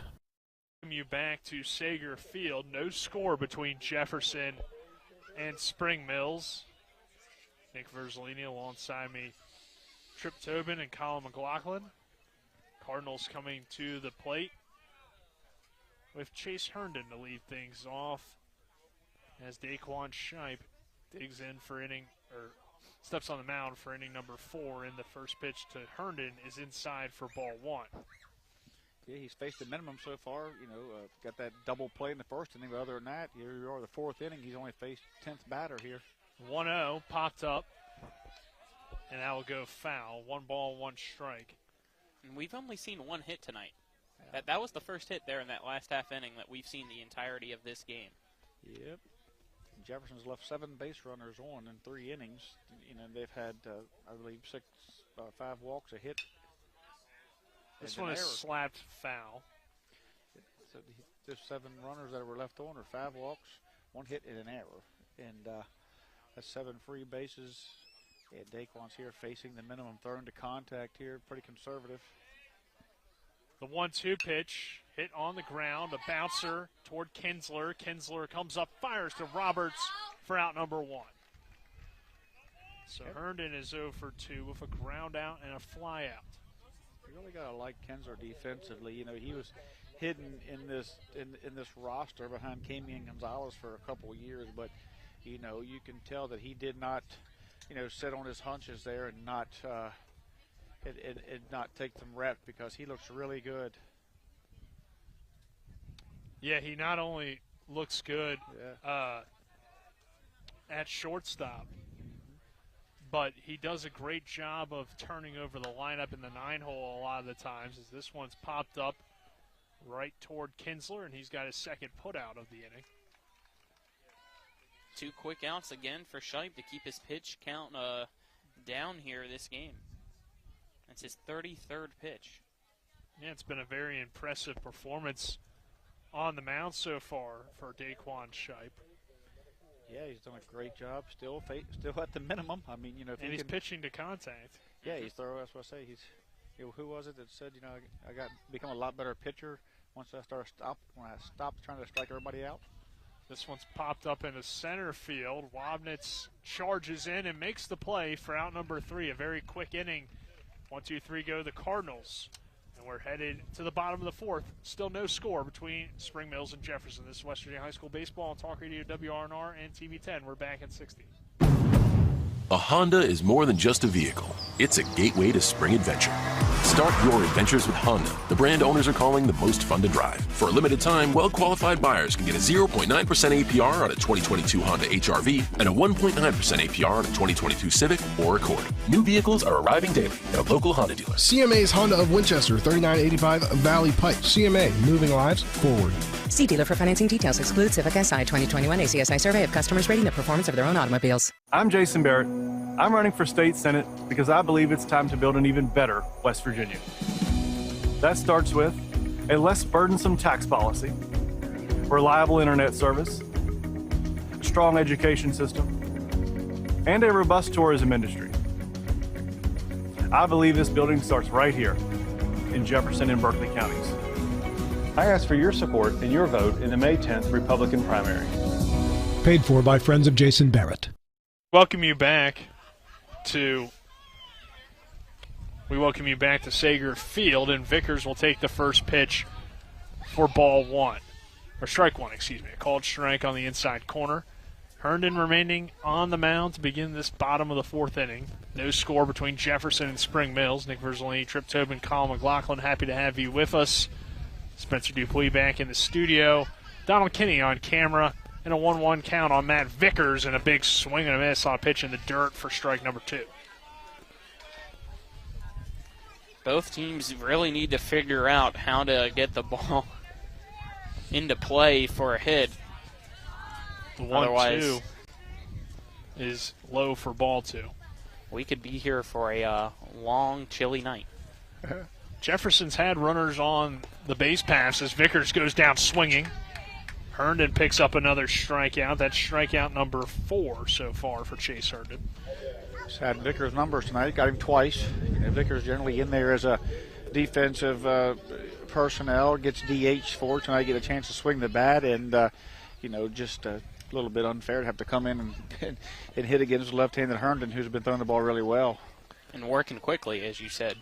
As Kinsler fouls that one off to begin his at-bat. And the 1 count. In the Musselman game, when Edwards was struggling, he liked to work fast. At that point, you try to step off and regain your composure. But when you're cruising, now's the time to really just keep pounding the strike zone and get these hitters back in the box, you know.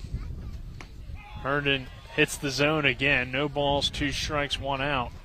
Herndon always seems to work fast, but then again, I don't think we've seen a bad performance from him on the mound, so I don't know if he would slow it down if he had to. An 0-2 count on Kinsler. There's a nice breaking ball, but it doesn't quite break enough for ball 1. Sometimes I feel like he should, though, especially when it's an 0-2 count like that. Take your time to make sure you have your location that you exactly want to get him to chase. The 1-2 nearly got Kinsler to chase as that one cut inside and was low for ball number 2. I think when you have an 0-2 pitch, you want to get up there and get on the mound and get them out there before they know what happened.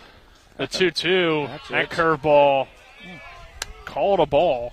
I thought it was a strike as well, Tripp. But we're a little to the left of it. We couldn't tell how far it broke. It definitely had some break, was trying to sneak back in. But that's the one that they'll say that broke around the plate. Right. Might have been a little low. I'm not certain about that. 3-2 is popped out of play. Yeah, these are the kind of at-bats that run your pitch count up. Yep. You know, when you don't when you have and to. And he was ahead in the count, 0-2. And he goes for strike. Like I say, he's a strikeout pitcher. You know, his defense is let him up occasionally, so you can understand that.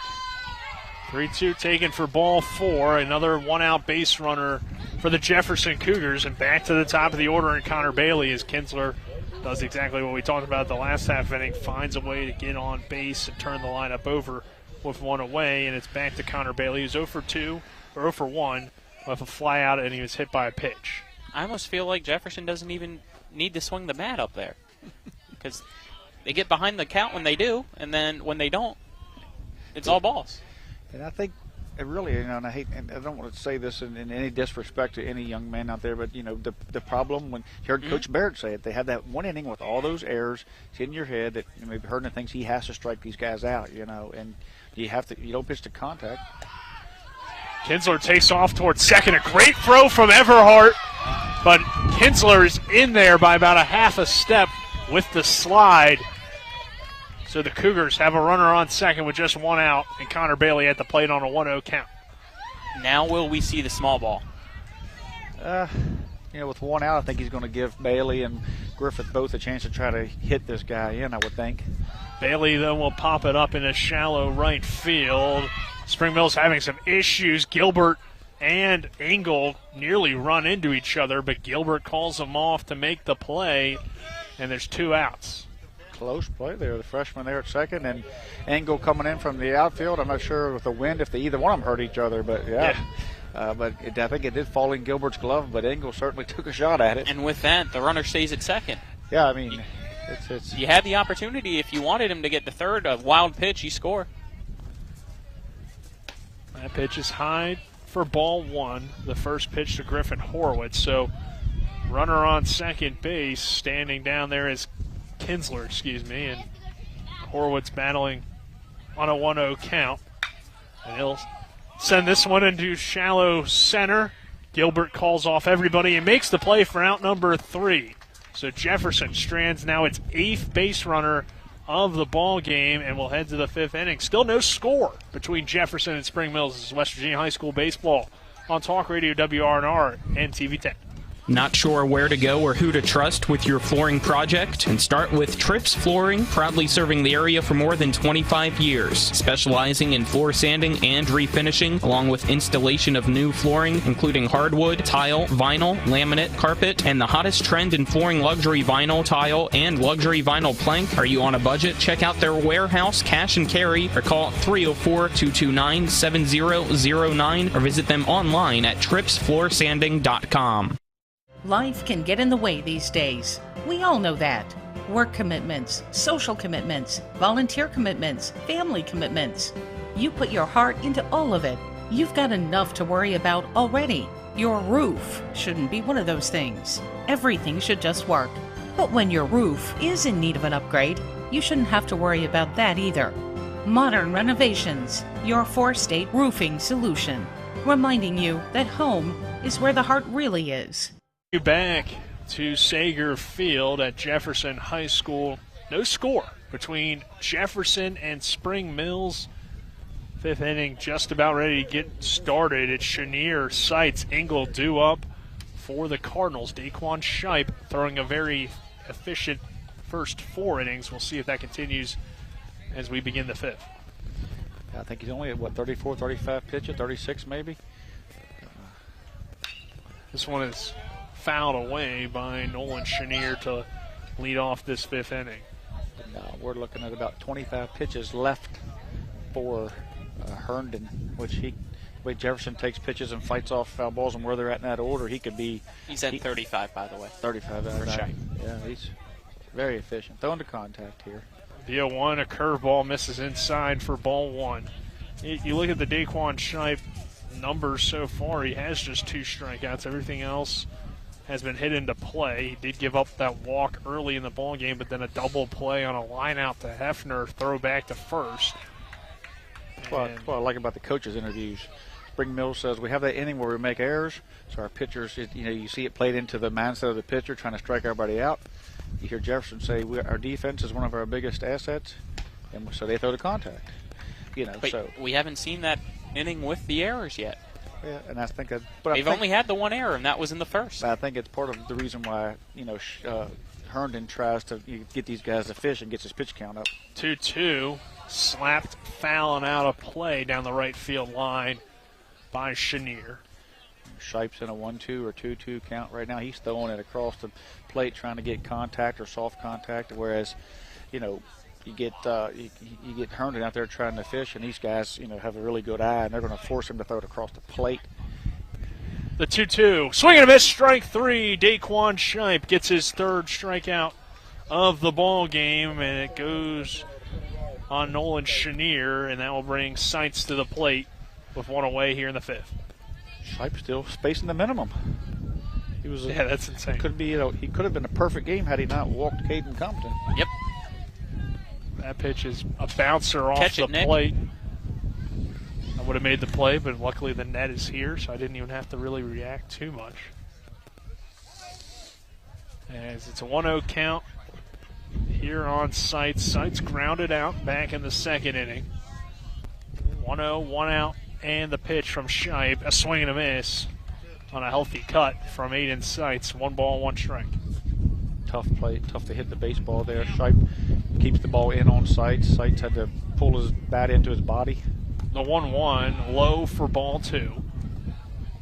Connor Bailey working behind the plate for the Cougars. Hefner at 2nd. He's the normal catcher. And a 2-1 count. And Seitz will take that one inside for a called strike. You can tell that the storm's slowly coming in here in Shenandoah Junction as the wind picking up. You can hear it through our headsets right now. It's always windy at JHS, right? 2-2 is fouled away. Sager Field, you get the Sager Field wind. And it seems there's like never a day without it. Well, Ray Daly won't let us up in the top, so we should go up there and run him out. But Even for football season, there's wind. 2 balls, 2 strikes, high inside pitch. Seitz gets out of the way. Now a 3-ball, 2-strike count with 1 out. With that biting curveball, Shipe, you can't give up on those kind of pitches. He showed that curveball. He can start it and drop it in there, so he stayed almost a little too long. 3-2 misses low. His 2nd walk given up by Daquan Shipe, and it's a 1-out walk to put Aiden Seitz on first base. And that will bring Engel to the plate. We talked about the wind, and of course, it seems like, too, every time we come to Jefferson, there's at least rain in the forecast as of late. With the rain the other day, and there is potential for rain that we believe will come after the ball game. And the way this one's going, it should definitely come after unless we get an 11-inning run one game. Well, we might, because right now nobody scored. Right, and Tripp's always talking about the 11-inning game. So it could happen today. We don't have many games left in the season. We were kind of close at Myrtle Beach as an 0-1 count, a swing and a miss for strike 2. That's true, but Tripp wasn't there for that one. Right, so he didn't get to experience the beauty of extra inning high school baseball. I wouldn't say beauty, I'd say weirdness. But beauty in the eye of the beholder there, Nick. Yep, 0-2, and that's popped up and out of play. And there you go. You see Shipe throwing, just off the corner, but, making these guys swing the bat at 0-2, not wasting pitches, whereas Herndon, would more likely would have a couple what they call throwaway pitches or fish pitches where you try to get these guys to, to hit his pitch as opposed to just going after the hitter. Throw over from Daquan Shipe, and back in there safely is Aiden Seitz. Engel at the plate. He struck out swinging his first time up back in the 2nd inning. And he'll pop this one up and out of play. Battling at the plate is Engel on a No ball, 2-strike count with 1 out, no score between Jefferson and Spring Mills here at Sager Field on the campus of Jefferson High School. Tuesday night high school baseball action. That one's taken for strike 3. The throw down from Bailey is not quite in time. Nearly got to strike him out, throw him out to keep Shipe at the minimal. Yeah, that's what he was going to need to keep him facing the minimum. But Vic Lupus's favorite umpire out there, C.L. Baker, throws up the safe sign. He did slide under the tag, I though. believe he was safe, and I think he made the right call the last time, too, though that, the Spring Mills faithful wanted that, and Mason Everhart made a nice throw down there. I still think that, though both plays were close, I think Mr. Baker got him correct. This one is popped up into left center field. Wobnitz makes the play on the run for out number 3. So we'll head to the bottom half of the 5th inning. No score between Spring Mills and Jefferson. This is West Virginia High School Baseball on Talk Radio, WRNR, and TV 10. We're back in 60. Finding the right home can be a tough decision, but finding the right lender doesn't have to be. With 32 years of experience, the Mortgage Center knows how to find the right loan for you that requires little or no money down. The Mortgage Center's mobile-friendly website makes the application process quick and stress-free. And as always, you'll want to get pre-approved before you contact any real estate agent or builder. Whether you're purchasing or refinancing, call the Mortgage Center at 304-267-9040 or visit mortgagefinancing.com today. Looking for some nightlife? Then look no further. Laddie's Bar and Grill has a full bar and kitchen, pool table, and entertainment with great food at affordable prices. You can dine in or carry out by calling us at 304-263-5233. Laddie's is open Monday through Saturdays from 8 a.m. to 3 a.m. and Sundays from 10 a.m. to 3 a.m. We serve breakfast all day long, and our lunch and dinner specials are posted every day on our Facebook page. So stop on in to Laddie's Bar and Grill, located at 107 Lutz Avenue in Martinsburg. Welcome you back to Sager Field. No score between Jefferson and Spring Mills. Finding the right home can be a tough decision. We'll be back in the studio, and Donald Kenny on camera. It's Wobnitz, Roberts, and Hefner due up for the Cougars, who have left 8 runners on base in a no-score ball game. Herndon's pitch count continues to climb, and his first pitch is a curveball that hits the zone for strike 1. It's an absolute shame that this game's not going to matter come regional standings. What did I hear? Swing and a miss for strike 2 for Sam Wobnitz. And what I said in the noon show was that who in the EPAC on that section side wants to face Herndon, game 1 out of the section, it's going to be a tough win, if he throws like he throws tonight. Yeah. The 0-2 is slapped into right field. Chasing after it, but it will go out of foul, uncatchable down there in the right field corner. I mean, Herndon's allowed 1 hit to the best team in the state of West Virginia right now. Right. So if you're Musselman and you get 1, you're happy that you got that acknowledgement, but that the credit to your season. But what do you get for that? You get Chase Herndon, right? Yeah. And if you're Martinsburg and you're 2, you're like, maybe it wasn't bad. And if it goes the other way around, Martinsburg gets the 1, and they have to face Chase. This one hit on the ground towards short. Throw over is in time to retire Sam Wobnitz. Good play by Compton down there at short. The only issue for Herndon right now is his pitch count. That's his 90th pitch. Yeah. Tough. Going to be tough to come off this mound with, if he comes out of here at 110 with only all zeros on the board and only giving up 1 hit, And looks like we have somebody warming up because Spring Mills realizes that Herndon doesn't have much left. It's a lefty. Yeah, so they're going to go see who lefty. It is. Quite see the number there. Got a bug on our camera that I might have to go shoo off. The 1-0 pitch to Roberts is low for ball 2. 2 balls, no strikes, 1 out, 5th inning, no score. And looks like a single digit, but I can't tell what digit. Maybe a 5, as it could be Clover down there. I think it is a 5. 2 balls, 1 strike, 1 out. And that one a called strike on the inside part of the plate. Clover is not in the lineup. Cover, excuse me. As that is a breaking ball high for ball 3. So I believe that is him warming up down in the bullpen. A 3-2 count, 1 out. Herndon looks in. Delivers the pitch to his catcher, Everhart, and Roberts fouls it away again. Yeah, these 3-2 pitches, Chase a little bit does a great job of not, getting the ball, feeding, even at a 3-2 count, not just throwing it right down the middle, knowing that they're going to, jump on that. But it does a really good job of keeping the ball out of the middle of the plate and not pitching to softer contact or striking out guys. The 3-2 is low for ball 4, and again, Jefferson has a runner on base with 1 out.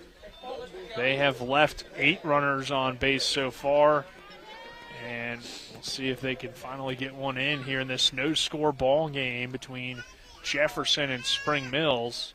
1 out in the inning, and Hefner takes a big swing at a pitch in the dirt for strike 1. Bless you. Excuse me. So Sammy Roberts will walk for the second time.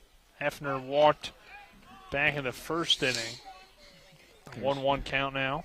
There we go, though. Yeah, finally somebody squaring down to bunt. If that pitch would have been across the plate, he was going to take a shot at it. Looks like we're going to get a slash here. The 1-1, and there is the slash from Hefner. It's going to head into right field, and making the play on the run is Engel for out number 2. Roberts will be forced to stay at first. And now coming to the plate is Noah Carter, who has the only hit in this ball game on the Jefferson side of things. I would have lost that bet if you'd told me going into the bottom of the 5th that we'd be looking at a 1-hit ball game. I don't think anybody would have made that bet with you. Well, you can't bet on high school baseball. That's also this true. Last night. Yeah, I can bet, we can bet a soda, can't we? Yeah, friendly bet. Yeah. Amongst ourselves. 1-0 count is a check swing for strike 1. 1 ball, 1 strike, 2 outs. But who would be in their right mind taking a 1-hit ball game between these two teams, right? We work for Hornby. We don't have hundreds of dollars to throw away. Again, for the record. 1-1, 2 outs. Tripp's the one saying things against Mike, not us. Caught him fat last night now. No, I said he was a big boy. Because the Crusher's good cooking, probably, because, cooking with Crusher. Big lead over there by Roberts. 2 balls, 1 strike. 2 outs. Carter again hits it hard, but this one will go foul. Chase has done a great job when his fastball has these guys somewhat late because, again, he does not have that flame-throwing fastball, that you'd see from the Stottlemyre from Washington, things like that. But his ability to upset the timing of the hitter is what gets him out. 2-2, slow roller down the third base line. Girardin will let it go foul. Great play by Girardin. Yeah, that was a swinging bunt. That was probably going to be a base hit, And also we saw the last time a situation like that, Girardin threw the ball away. Yeah, and sometimes that can play in your mind, in the game, especially a real tight game where you play tight. You don't want to make a mistake. And, when you're loose, it's like hitting, like basketball. When you're hitting 3-pointers and you're loose, you just keep on shooting. But when you're off, you're off. And he's right now needs a play to get his confidence back up. The 2-2 with 2 outs. Carter sends it on the ground towards second. Gilbert gets to it. Fires to second base for out number 3. And we'll head to the 6th inning. Still no score between Jefferson and Spring Mills. Just 1 hit. And the Cougars leave another runner on base. We'll head to the 6th. This West Virginia High School Baseball on Talk Radio WRNR and TV 10. Are you considering selling your home and don't know where to start? Then call Chris Ross and the Milestone Real Estate Group at Keller Williams. A Martinsburg High School graduate, Chris knows the local market, and he's proven it as #1 real estate team in West Virginia in 2019. Phone Milestone Real Estate Group at Keller Williams at 304-579-7349 or go to callchrisross.com. Let's celebrate your real estate milestone together. With 4 new car dealerships and 4 used car dealerships in 3 states, Parsons is the largest used car and fastest growing new car dealer in the tri-state area. Take Parsons Ford with huge savings on hundreds of new Fords, financing from 0%, Parsons' goal of financing for all, and Parsons' famous above-market trade-in allowances that help make Parsons #1 for used cars too. See why so many won't buy anywhere but Parsons Ford in Martinsburg. We became #1 by making you #1 first. Parsons. We welcome you back to Sager Field. No score between Jefferson and Spring Mills. Nick Verzolini, Trip Tobin, Colin McLaughlin, happy to have you with us. Back in the studio, Spencer Dupuis, and on camera is Donald Kenny. As we begin the 6th inning, Daquan Shipe on the mound for the Cougars. And Shipe's first pitch to Girardin is inside for ball #1. Girardin so far in this contest flew out in his only at-bat back in the 7th inning. And Daquan Shipe has dominated so far on the mound. This one outside for ball 2. 2 balls, no strikes on Peyton Girardin. He's now halfway to 110. That was pitch 55. That one hits Girardin. That will put the lead runner on. Just the 3rd base runner of the ball game for Spring Mills. You know, the big thing here, I mean, what you're looking at is probably a bunt here, I would expect, out of young Isaac Gilbert here. And look for Daquan to throw a fastball probably up, try to get him to pop it up. Horowitz is ready for the bunt. Gilbert shows bunt, but pulls it back as the pitch missed low and outside for ball 1. Girardin's going to have to get a jump over there. I mean, yeah. Horowitz is coming, and he won't be afraid to come across, go to 2. Gilbert's going to have to try to push that ball down the first base line here. Girardin taking a small lead at first base. Horowitz charging in. Gilbert takes it low for ball 2. So on a 2-0 count, we'll see what Coach maybe Barrett he won't even decides have to do. He's going to square again. I tell you, hats off to Gilbert for pulling back. I mean, this is a sacrifice situation. It's not a squeeze, so you only bunt strikes in this situation. The 2-0 is bunted down the first baseline, but goes foul. So now 2 balls, 1 strike. It was a good bunt. He had it down the right way for the sacrifice. Girardin standing on first base after getting hit by a pitch to begin this 6th inning. What a win this would be for Spring Mills if they can somehow pull it off. A no-score ball game against the #1 team in the state and a runner on first base. This one hit on the ground towards second. Charging in is Hefner. He'll throw to second for 1. Throw to first for out #2. No, they didn't get him. They call him safe down there at first. Tie goes to the runner. I didn't even think there was a tie, but... Yeah. It was...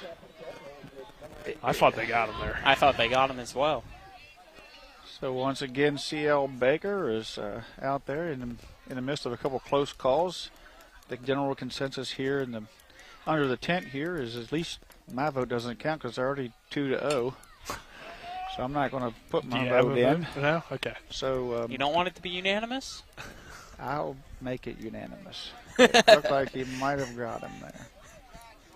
So, Spring Mills is a beneficiary of a call there, and that is 0-1 with 1 out. That's a ground ball again. This time, though, Hefner will go right to first to Roberts as that one was kind of bringing him toward the bag. Would have been a very difficult play to turn around, probably an impossible play to throw and get a runner at second. So Hefner takes the easy out for out #2, and Compton coming to the plate now. Yeah, Herndon would like to have that at bat back, I'm sure, after seeing those other guys get some pitches across the plate. Daquan was a little threw the pitch out a little bit, and Chase rolled over on that one. Despite the runner being called safe, I mean, that was the defense that we saw from Jefferson that Coach Lowry has hyped up, as this one's a fly ball, so that call won't matter, presuming the Cougars make this play, and Hefner does for out #3. So we'll head to the bottom of the 6th. Still no score between Spring Mills and Jefferson. The Cardinals leave a runner on. This is West Virginia High School Baseball on Talk Radio WRNR and TV 10.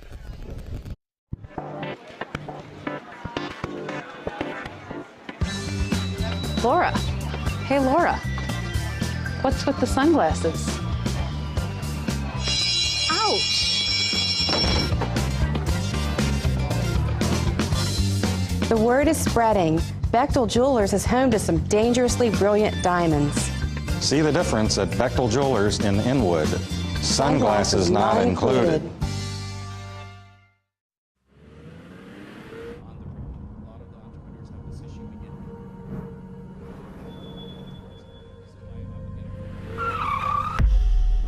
You've been in an accident. A distracted driver put texting over safety. Your injuries, loss of income, and medical bills can last a long time, even a lifetime. Our job is to try and secure justice that will protect you and your family for the rest of your life. Mansion Ferretti, when you need justice. Back to Jefferson High School. And we got a pitching change brought to you by the Hefley Motor Company, located at 993 Hedgesville Road in Martinsburg. You're local, we're local, so why not buy local? Spencer rides with them, so you should too. Spencer back in the studio today. Nick Verzolini alongside me, Trip Tobin, Colin McLaughlin, and Donald Kinney on camera. And our new pitcher is Tyler Cover. Looks like Cover, excuse me. Spencer's giving us an update. They're top of the second. Hampshire beating Musselman 3-0. Was the Washington Hedgeville game? Do we have anything on that? I don't know, but I'm gonna let you have the final stats here for Herndon. Faced 24 batters in 5 innings, went 106 pitches, 60 of them for strikes, only allowing 1 hit, no runs, 4 strikeouts, and 6 walks. A great start for the Cardinals starting pitcher in Chase Herndon. But now, what's Cover going to do? Cienfuegos will lead off as a pinch hitter to begin this inning. Hitting for Austin Young here in the lineup.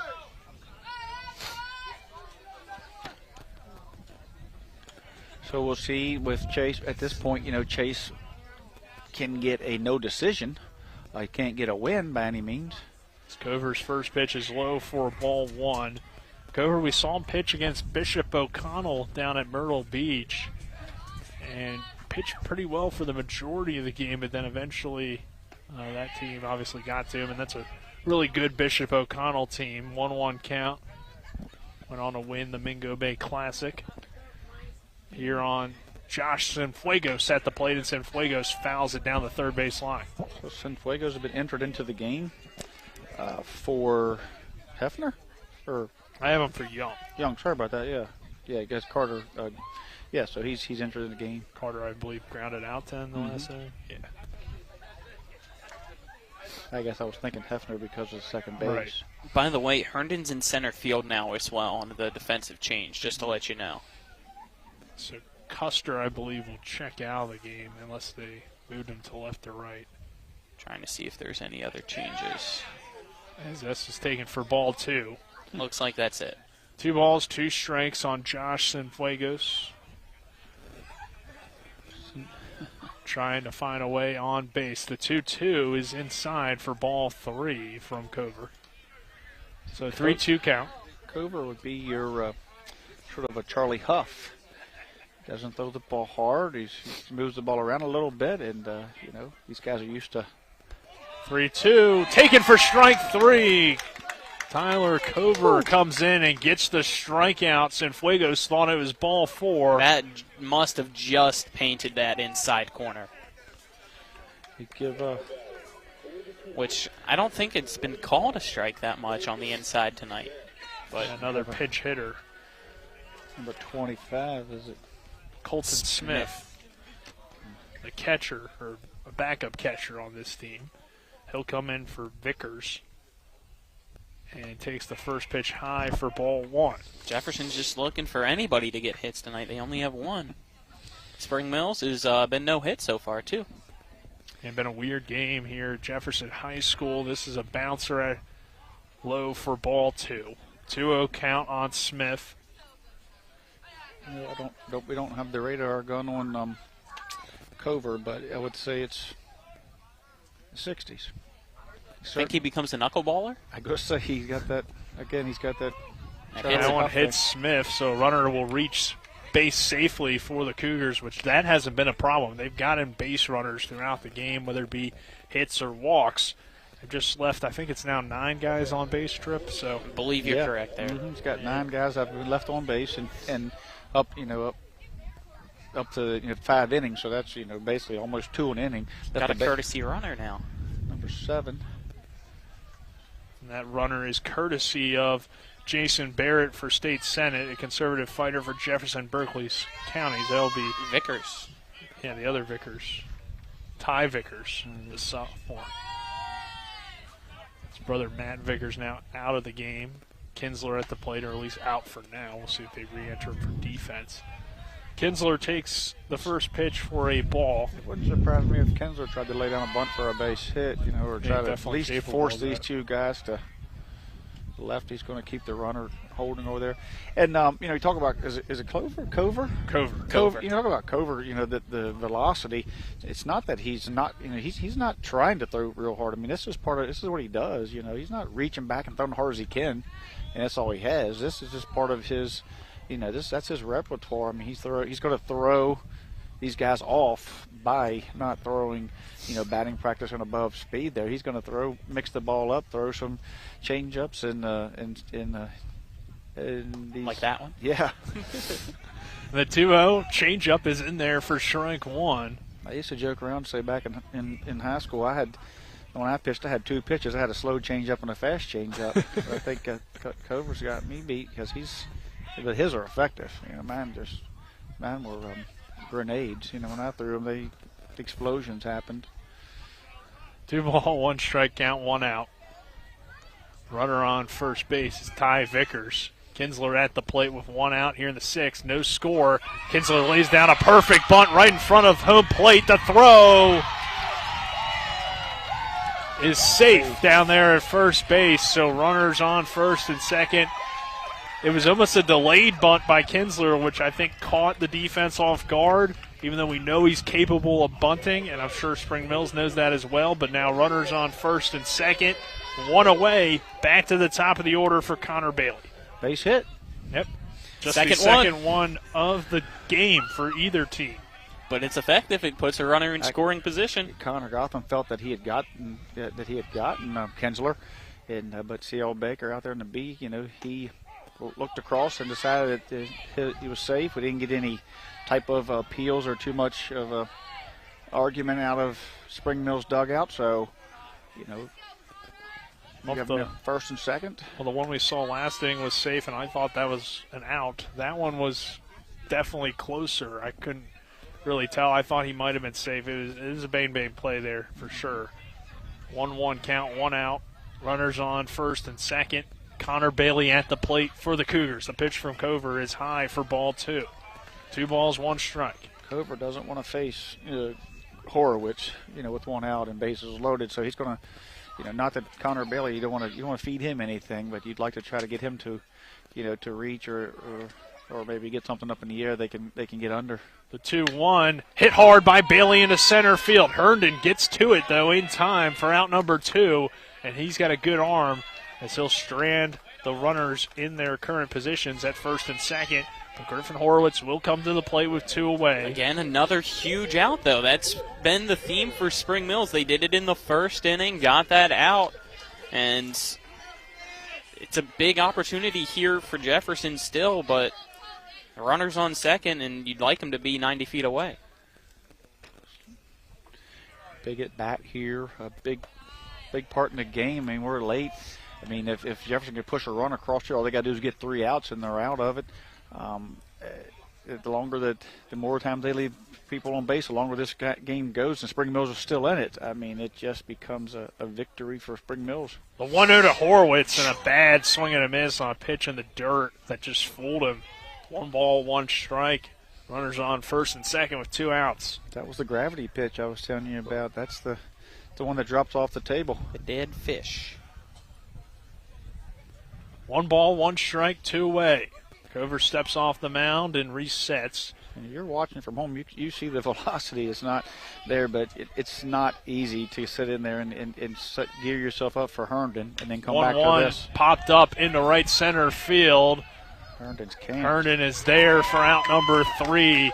We'll head to the 7th inning. There's still no score between number 1 Jefferson and 3-win Spring Mills. This is West Virginia High School Baseball on Talk Radio WRNR and TV 10. Providing reliable protection since 1877, we are Farmers and Mechanic Insurance Companies. For over a century, we have been dedicated to provide dependable insurance protection and excellent customer service. We specialize in auto, home, farm, and business insurance. Our products are backed with personal, hands-on service. You can trust us to protect what matters most to you. For all of your insurance needs, there's Farmers and Mechanics Insurance Companies.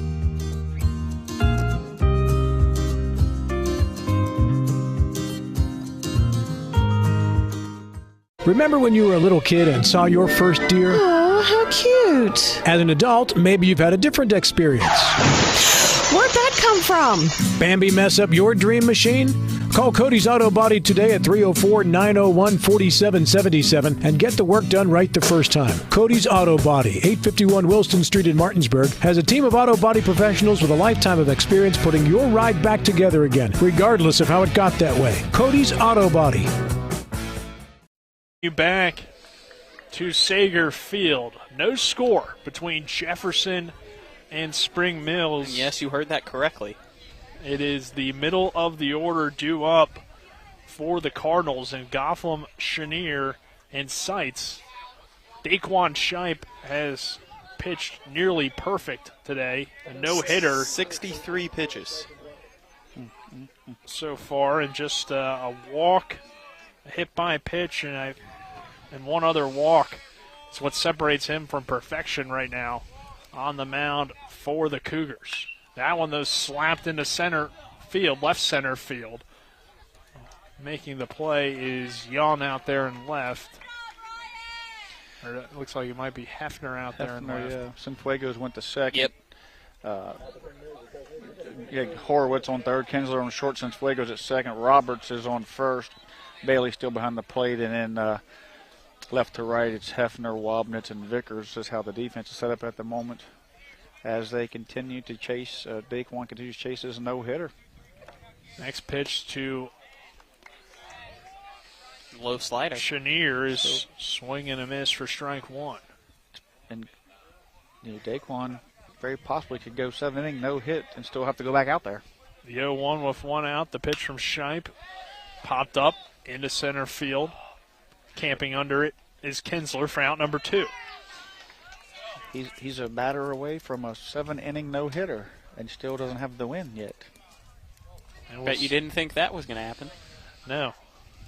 You'd think if there was a no-hitter with Jefferson's offense, the way they've been playing as of late. Yeah, they won 14-1 yesterday against Washington. They beat this same Spring Mills team earlier this season 14-2. But Chase Herndon threw a great game, and Cover is throwing a good inning so far, so we'll see what happens in the bottom of the 7th. Still have to get through Seitz. Would it be crazy to bunt it down the third base line with Horowitz there, middle of the dirt? The 0-1 with 2 outs is a swing and a miss for strike 2. Now you don't. Nothing would be crazy at this moment because anything you do now, I believe at this point, Spring Mills has. The 0-2 is a swing and a miss for strike 3. Daquan Shipe has a no-hitter through 7. Can the offense pick him up in the bottom of the 7th? Stay tuned and find out. This is West Virginia High School Baseball, Talk Radio, WRNR, and TV 10. Hefley Motor Company, just off I-81 at 993 Hedgesville Road, is a family-owned and operated business providing the Eastern Panhandle with the highest quality pre-owned vehicles and customer service since 1997. Hefley is a pre-owned Carfax Advantage dealer. We're proud to be your partner, serving the community. You're local, we're local, so why not buy local? Call us at 304-267-7172 or see us at 993 Hedgesville Road. And if you want to sell your car, we buy cars too. Check us out at Hefley.com. Hefley Motor Company, a nice place to do business. Most insurance companies see you as a claim number. Most law firms see you as a case file. When their top priority is their bottom line, you only get a fraction of the attention that you deserve. At the law firm of Burke Schultz, Harmon & Jenkinson, it's personal. We listen to our clients to see the whole picture, because every part of you is important. For a team built on relationships and results, call Burke Schultz, Harmon & Jenkinson at 304-LAWYERS. Or visit us at burkeandschultz.com. Welcome you back to Sager Field. No score between Jefferson and Spring Mills. The number 1 Jefferson Cougars, the number 1 team in the state. Spring Mills has 3 wins this season. Jefferson has 3 losses. But it's the EPAC baseball. Chase Herndon was on the mound for Spring Mills. He pitched tremendously. Cover has come in and just threw off the Jefferson hitters. The first pitch to Sam Wabnitz is high for ball 1. And that's not the Jefferson dugout you hear. That's the stands. The dugout's pretty quiet. This one is at the knees for strike 1. 1 ball, 1 strike. So now we'll have a battle of the fans. They'll see which one can out-cheer the other. The 1-1 is hit hard toward third. That one gets past Girardin. Wabnitz is up with a leadoff single to begin the 7th. Line drive right at his glove. Looked like it might have been sort of a knuckler that kind of tailed away. He reached across his body, being a right-hander over there, and just barely got a little leather on it, just enough to knock it down. Good thing he did, or it would have been in that corner for a double. Wabnitz with a lot of speed. In total. Yeah. No-hitter for Daquan Shipe on the mound for Jefferson, the 3rd hit of the ball game for the Cougars. Sam Roberts now coming to the plate. He'll bunt. Oh, it hit him. And it hit off of him. He bunted it foul. I think he was still square, so it still might be a strike. Oh, it's a strike. Or did it hit his bat first? Yeah, it hit his bat first. Okay. That I couldn't tell from my angle. It hit his bat and came up and I got thought him. it just hit him in the chest. It hit his back, come up, got him in the jaw, I think. The way umpire Buck Huffmaster's acting like maybe he'd come look at him. He squared the bunt, the ball ran in, and he bunted it, popped up, and hit him in the face. Girardin in on the grass at third. 0-1 count. Wabnitz standing at first base. And a throw over, not in time. And I believe Sammy's going to bunt. I mean, you can tell by the way he's set up in the box, the way his, I think he's going to bunt here. With those toes pretty much on the line there in the batter's box. He's up in the box. 0-1 count. Roberts does square around. This time he gets it down. Cover has time, or has an issue getting it out of his glove, but still gets Roberts down there at first. So the runner and Wabnitz is now standing at second. A runner in scoring position for Ryan Hefner in the bottom of the 7th inning. No score in this ball game. Jefferson's banking, or Coach Lowry's banking on one of these 2 guys to get a base hit. Possibly get a dirt ball, get something that gets away from the catcher to move this runner up. But either way, 2 outs to get Wabnitz around. Hefner hits it hard on the ground towards short. Compton going to third. It hits off the base runner. Wow. Compton did have the out, I think, but he threw it right off of Sam Wabnitz's back. Runners on first and third now for the Jefferson Cougars, and Noah Carter coming to the plate. So it was a very bad base running decision by Wabnitz, and he should have been out. Somehow or another, the throw, though it was going to beat him there by so far, how it got up the line, and it got it up, I'm not sure how, but he got him in the arm, and, ground ball to shortstop. He was going directly to third to Girardin for the out, and it hit the runner. I believe it was Carter that was supposed to be up to bat now. Yeah, but they're going to pinch hit with Daquan Shipe. It just broke Carter's heart. I saw his face as soon as Coach Lowry came over and told him to take the helmet off. He's like, really? Noah Carter had the walk-off win against Martinsburg. Daquan Shipe, though, has thrown a no-hitter. Wouldn't this be something? On the day you throw a no-hitter, you walk it off to beat Spring Mills. And you know what the whole thing is here? Infield in. Here it is. He's not going to steal it and get this run out, so he does not want Carter to hit into a double play, at this point, probably. The pitch to Shipe, taken. The runner will steal second. So that takes that whole thing away, but that could have been the thinking there, but maybe he just figures it's Daquan's day, but all infielders are in. They give up the defensive indifference, and now they're going to go after. Daquan Shipe sends it into left field. That should be deep enough to score the run. Runner tags from third, and the Cougars win on a Daquan Shipe walk-off sac fly. It's a no-hitter for Shipe, and he's the hero tonight for Jefferson. Wow. A 1-0 win over Spring Mills. An excellent effort from the Cardinals, but they'll come up a little bit short. We'll take a 2-minute break. When we return, we'll have the Palace Lounge postgame show. This is West Virginia High School Baseball on Talk Radio WRNR and TV 10. Not sure where to go or who to trust with your flooring project? And start with Trips Flooring, proudly serving the area for more than 25 years, specializing in floor sanding and refinishing, along with installation of new flooring, including hardwood, tile, vinyl, laminate, carpet, and the hottest trend in flooring, luxury vinyl, tile, and luxury vinyl plank. Are you on a budget? Check out their warehouse, cash and carry, or call 304-229-7009, or visit them online at tripsfloorsanding.com. The Palace Lounge in Martinsburg has a brand new list of daily specials. Monday, stop on in for burger night, or enjoy a nice juicy steak every Tuesday and Wednesday. The Palace Lounge also offers freshly steamed shrimp Thursdays and chef specials every Friday and Saturday. Sunday is all-day breakfast, and there are drink specials daily too. So come enjoy the Palace Lounge. You can find them on Facebook or call 304-267-7520. The Palace Lounge is located at 1350 Edwin Miller Boulevard. The game may be over, but don't go away just yet. We've got a complete game recap, analysis, stats, the player of the game, and we'll prepare you for our next broadcast. All on the postgame show. Today's game broadcast has been brought to you by Cody's Auto Body, Laddie's Bar and Grill, Trips Flooring, The Mortgage Center, Gary Kelly Allstate Insurance,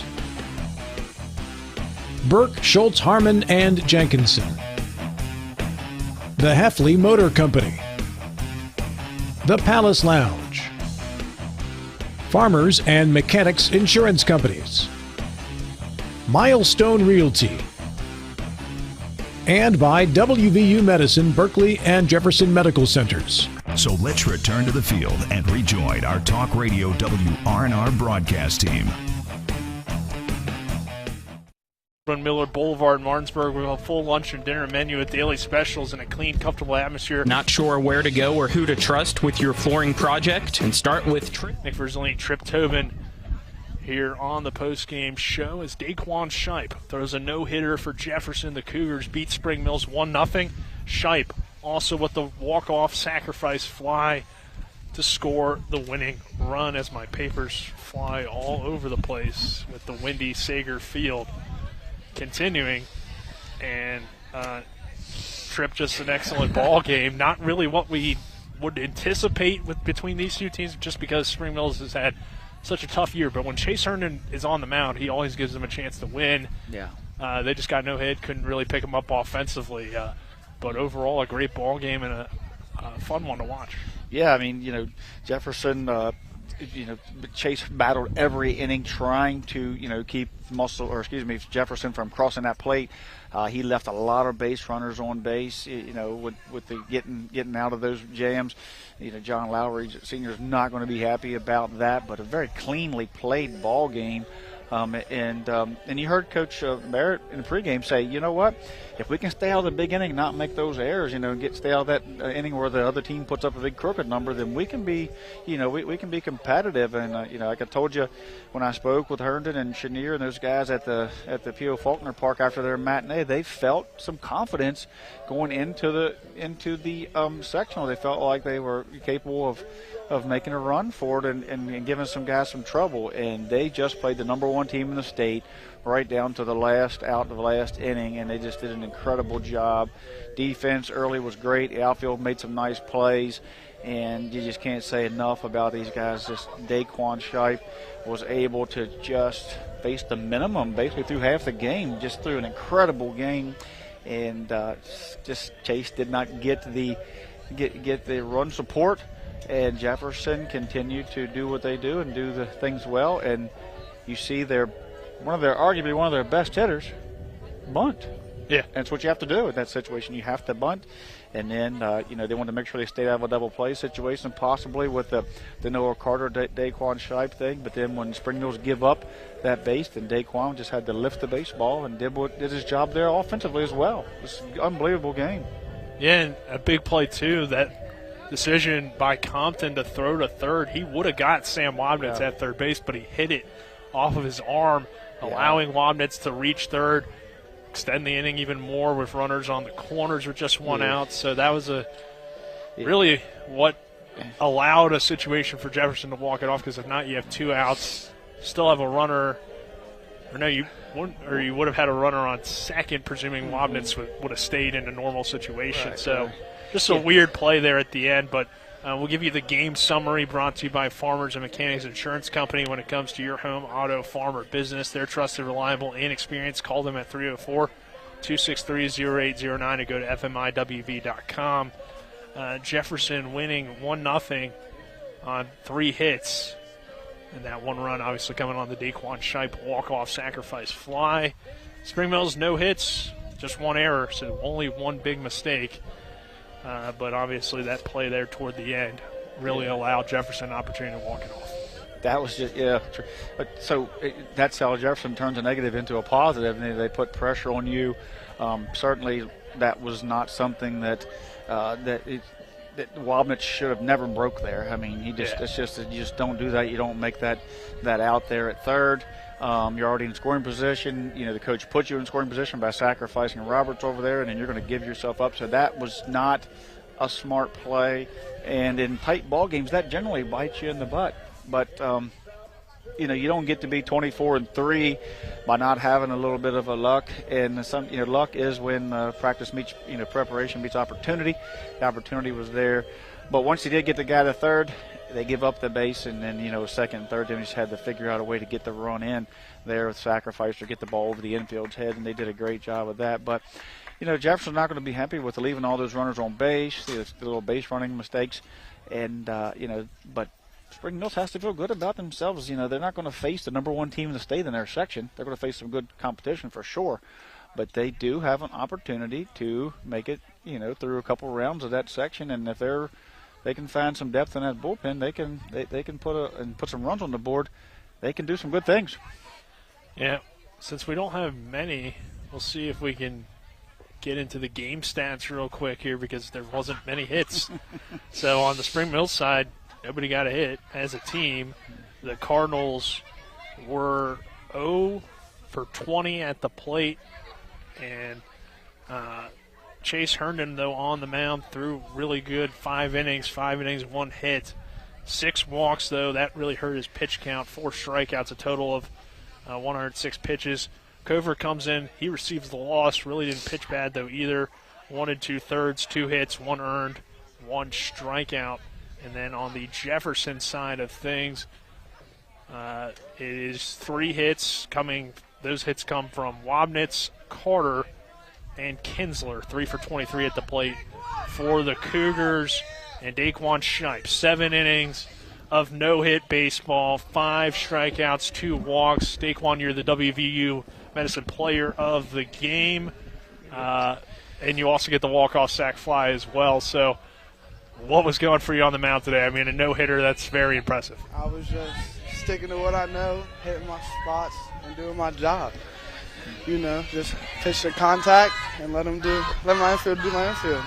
So how do you feel about your defense behind you when you throw? I mean, you've seen Chase Herndon out there. He was like he's going for the strikeout a lot. Looks like when you were at 0-2, 1-2, you're still trying to get around the plate, trying to throw the contact, trying to get some soft contact. You threw really conservative all game. Yes, sir.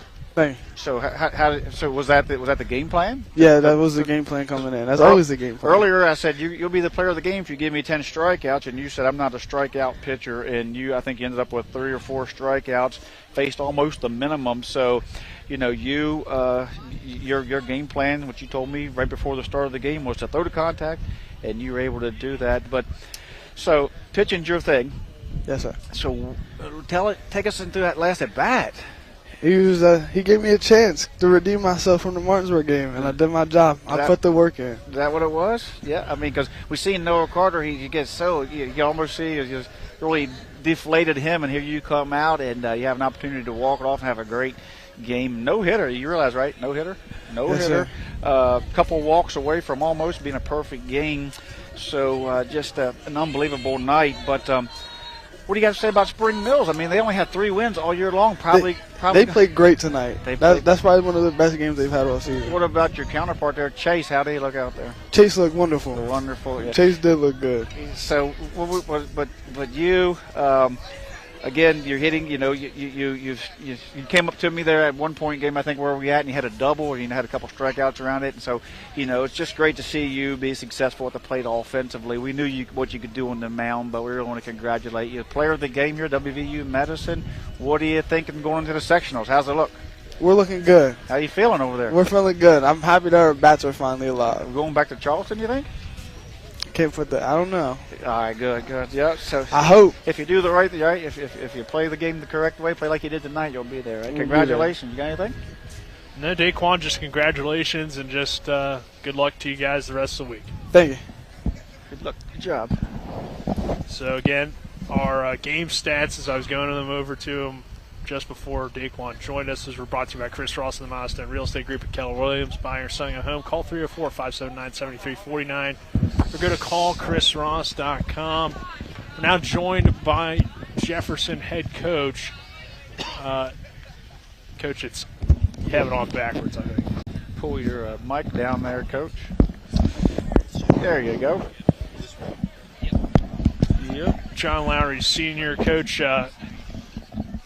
You guys left a lot of runners on base tonight, but when it came down to it, you got a great outing from Daquan Shipes. I guess we'll start there. His no-hitter.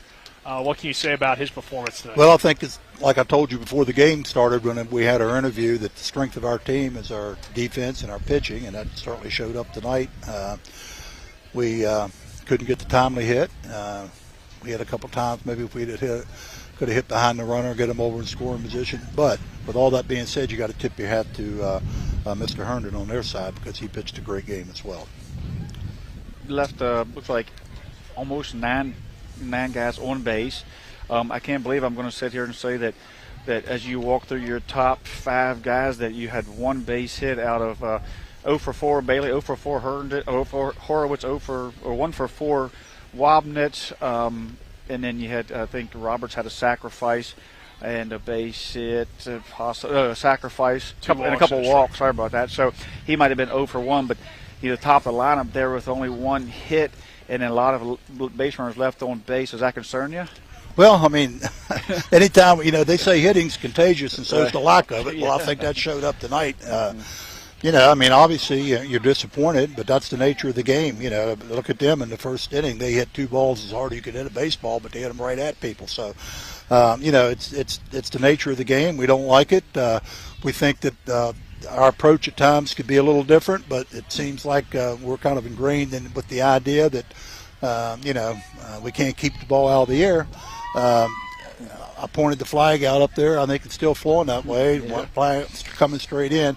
Anytime you play here on a windy night and the ball's hitting the air, it's you're not going to get a whole lot out of it. You got to, we hit one ground ball in the first inning, I think, and they throw it over to first baseman's head. So you got to make them catch it, throw it, and catch it again. And when it's hit way in the air, they got a lot of time to run around underneath of it and catch it, just like the line drive Sammy hit. Why hit a line drive? Because the team has less time to move laterally to catch it. So that was happened on that play. That kid got a glove on it, but still he couldn't. It went off his glove and it turned around. That the difference in the game. So Wobnitz gets that base hit.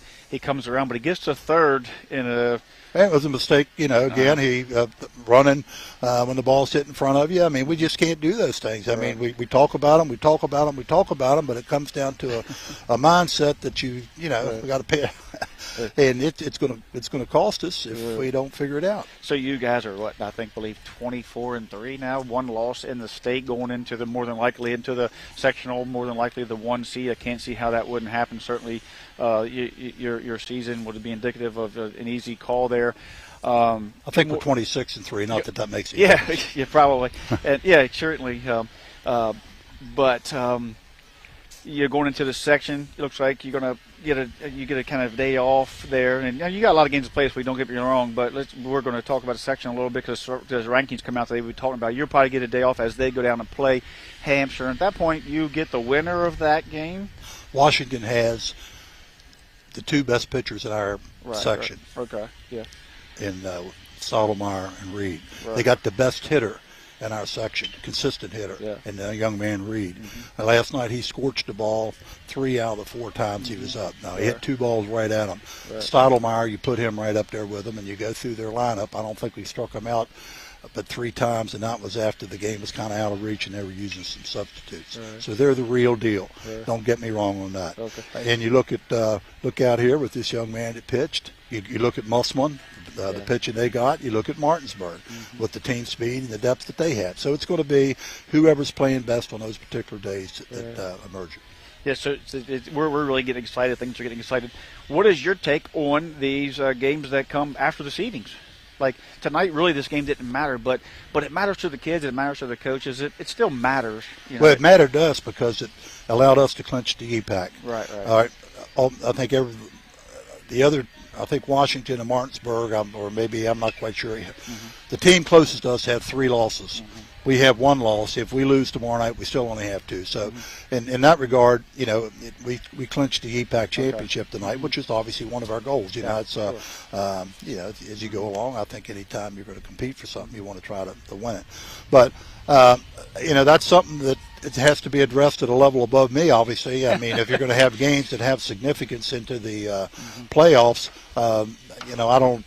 With the instantaneous communication and all now, I don't know. I don't know what to think it is on that. But I know there's some important games coming up. You're right. I know with a 3 seed, the 3 losses or 3 wins, Spring Mills may have sealed their fate with the number 4 seed in that section. I'm not sure if I want to be the number 1 seed and face Herndon. Well, that's what I'm saying. Now, excuse me. The one thing that the double elimination does is it forces you to have some depth with your pitching.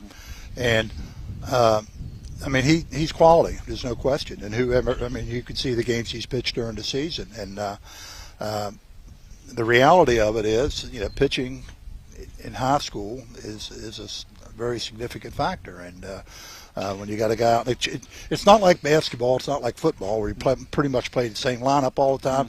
When you put a different pitcher out there, it changes the whole complexion. And that's double headers.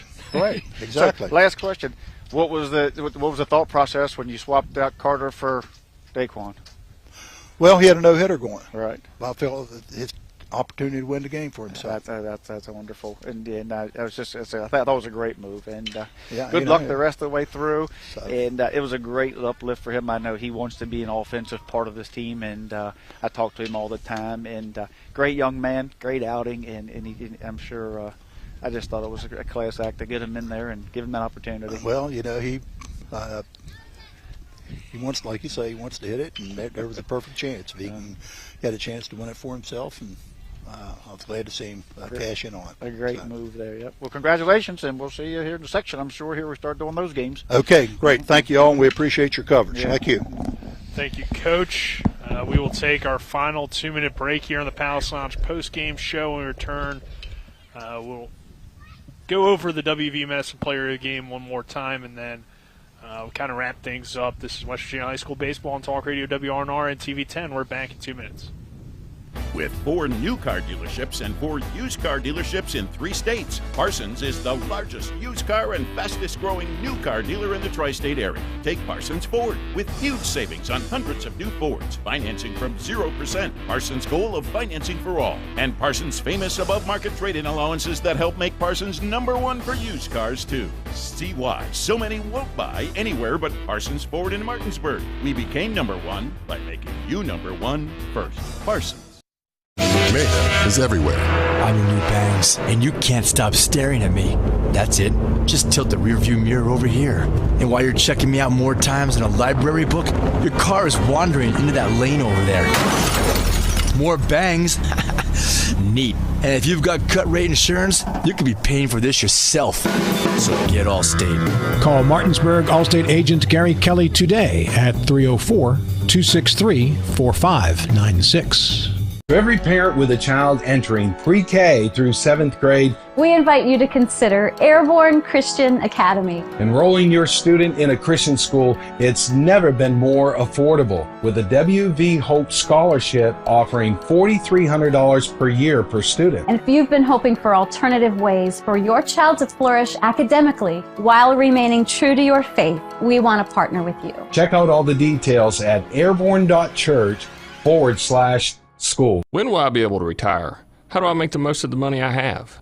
How do I leave a lasting legacy to my loved ones? I'm Philip McCoy, financial advisor with the Mirius Group, a private wealth advisory practice of Ameriprise Financial Services Incorporated. Call us today at 304-263-4343 to help you make the most of your financial future. Our office is located at 1270 Winchester Avenue, Martinsburg, West Virginia. Ameriprise Financial Services Incorporated, member FINRA and SIPC. We welcome you back to Sager Field. The Jefferson Cougars beat the Spring Mills Cardinals tonight 1-0 on a Daquan Shipe walk-off sacrifice fly. Shipe also throws a no-hitter on the mound, and that adds up to a pretty easy WV Medicine player of the game. Brought to you by WV Medicine, Berkeley and Jefferson Medical Centers, leading healthcare here and everywhere. Tripp, any final thoughts on this one? Or Colin, you got any thoughts over there? I mean, I think you got to give credit to Spring Mill still, even though they lost tonight. They had arguably their best game of the season. I mean, Herndon on the mound, as we said multiple times, whenever he's pitching, they have a chance to win, and they had the best chance that they could possibly have tonight against the number one team in the state. So even though it was another loss for them, I don't think they should hang their heads on it and be disappointed, because just like it was a great game for them, it was an even better game for Shipe and the Jefferson Cougars. Yeah. And I'm going to go the opposite on that. I'm not totally opposite, but I totally agree. But I'm going to go a little more politically correct here. We didn't say a whole lot about Jefferson in the noon show because why? Because it was a done deal. I believe they were the number one seed, and we were discussing a lot of things. And so I don't want any Jefferson fan to think for 1 minute that we don't. The respect factor is that they weren't even in the conversation because they were number one in our minds. It was so that was the respect factor there. Tonight we continue to talk about what Herndon did and what Spring Mills did. People like to love the underdog. Don't get me wrong. But definitely the front runner is down here, and they've set themselves. They figured out a way to win the close games, the hard games, to win the game when the best pitcher comes to town, and they see some of the best pitching. They've seen great pitching in Myrtle Beach, and they, I believe, are going to. And he said it. When you get into tournament style, you can have a Herndon and have a close game, but what's going to happen tomorrow and the next day? Because if this was the tournament and this was the first game of a sectional tournament, they'd have to come right back tomorrow with someone and play another, opponent. So.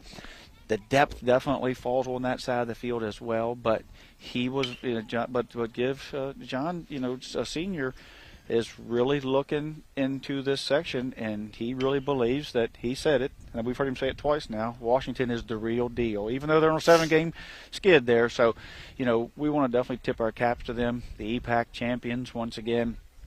A goal that they had achieved that we really hadn't talked about, and because we were into the seedings, but. We don't. The lack of conversation is more of a respect factor because they weren't even in the talk as to where they may or may not land. But great team down here, full of seniors tonight. They're going to lose a lot of guys. They lost a lot of guys last year. We thought, what's going to happen? Washington's going to get them, and here they come, bringing back a whole other set of seniors, and just a great baseball program down here. Hats off to them for their EPAC championship. Good luck to Jefferson and all their fans as they move forward, and I, too, got to love the underdog, and I really, I'm a big Chase Herndon fan, and I tip my cap to him, and he's just been on fire the second half of the season. So it's going to be exciting, and I can't wait to be with you guys and do those sectional games and see who comes out. It definitely will be exciting. We still have one more exciting game left in the regular season. Tomorrow we'll be at Musselman for Martinsburg at Musselman. It was a beatdown, quite frankly, in favor of Musselman when they played on Friday. So we'll see if the Dogs can get revenge or if Musselman really proves that they might be a little bit better this year.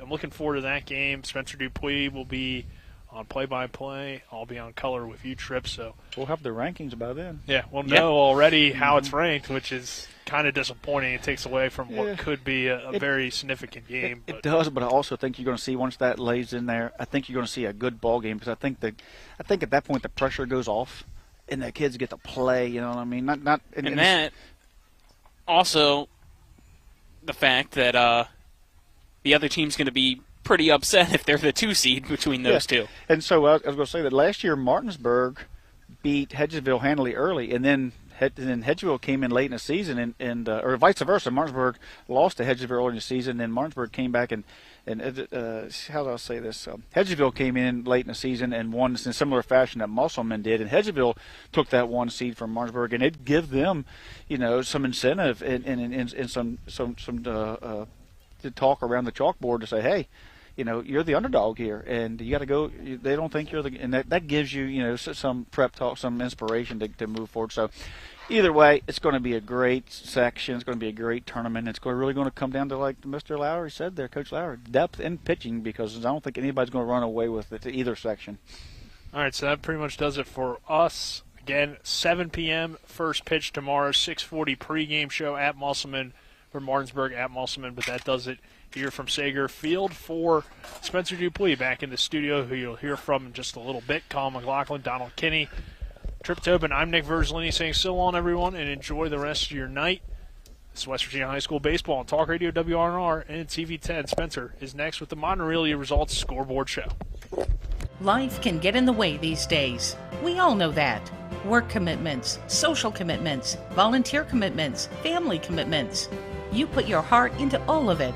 You've got enough to worry about already. Your roof shouldn't be one of those things. Everything should just work.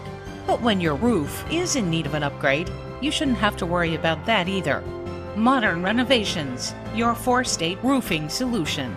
Reminding you that home is where the heart really is. A Honda is more than just a vehicle. It's a gateway to spring adventure. Start your adventures with Honda, the brand owners are calling the most fun to drive. For a limited time, well-qualified buyers can get a 0.9% APR on a 2022 Honda Pilot and a 1.9% APR on a 2022 Ridgeline, CR-V, or Passport. New vehicles are arriving daily at a local Honda dealer. CMA's Honda of Winchester, 3985 Valley Pike. CMA, moving lives forward. See dealer for financing details. 2021 ACSI survey of customers rating the performance of their own automobiles. A reputation for caring, a legacy of service. At Brown Funeral Homes and Cremations, it's been our story since 1880.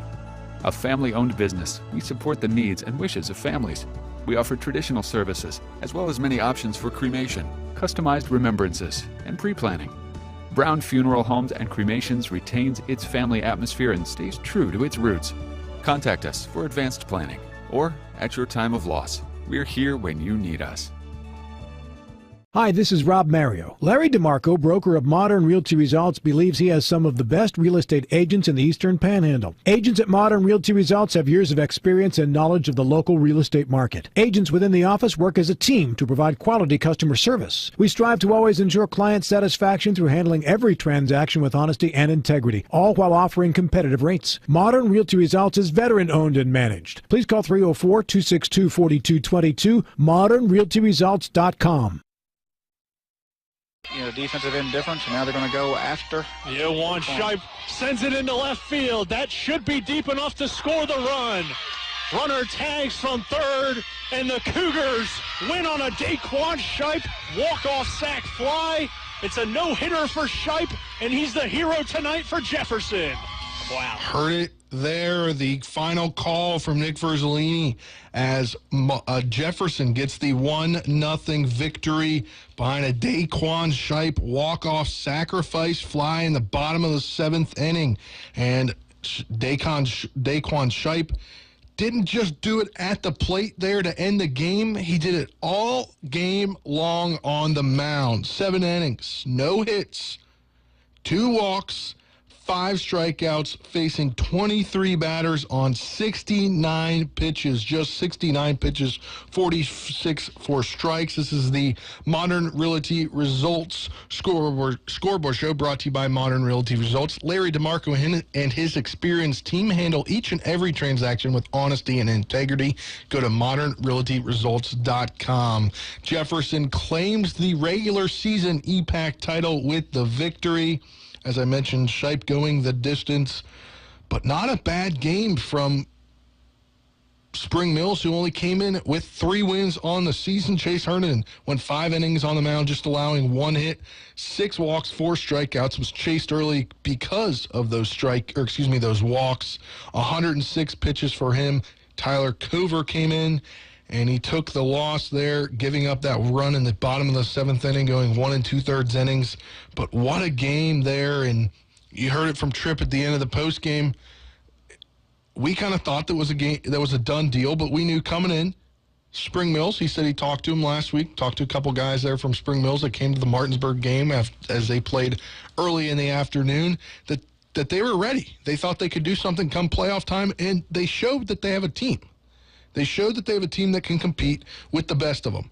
Now, obviously they fall here in the game 1-0, but they're looking good going into sectional play. So is Jefferson.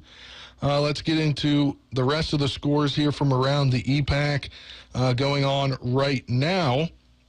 Hedgesville and Washington just starting at 7:30. I guess it delayed until 7:30. Top second, there's a runner on second for Washington with 2 outs. And Brandon Dunbar, the batter, 1 ball and 2 strikes on the count there. We'll go now over to the Musselman game. They're facing Hampshire, and they are currently on top 9-4 after being down 3-0 early.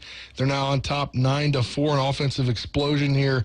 And since the second inning, scoring a combined 9 runs, they need it's 9-4 now. They're in the 4th inning, so if they want to run rule them, they need at least 5 more runs by the end of next inning. But on the mound for Musselman is Myers. He's gone 4 innings, 4 hits, 4 runs, 1 earned, 3 walks, and 2 strikeouts. 74 pitches for him so far. Look for him to go into the 5th, 6th, maybe even 7th inning. But that's a look at the EPAC right now as we've got it going on now. We'll take a look around the NBA playoffs right now. Last check at halftime, the Celtics, Celtics up 65-40 over the Bucks. At halftime, big 20 or 25-point lead. Then getting going at 9:30, Warriors and Grizzlies, as the Warriors are favored by 2 in that one. Now over to the NHL playoffs, Rangers on top of the Penguins, 2-0, 16-14 left in the second period. And at 9:30, Predators and Avalanche doing battle. Colorado favored in that one. At 10 p.m., Stars and Flames doing battle. That game is favored for Calgary. Game currently going on right now. Capitals up 1-0, 5:10 and counting left in the first period.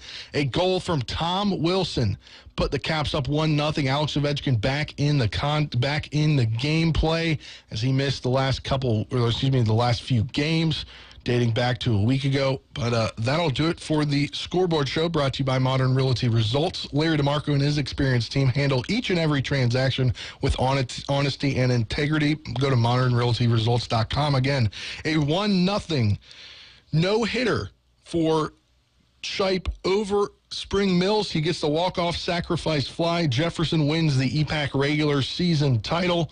And we'll talk about the rankings, the regional pairings, as that comes out tomorrow on the Sports Mix.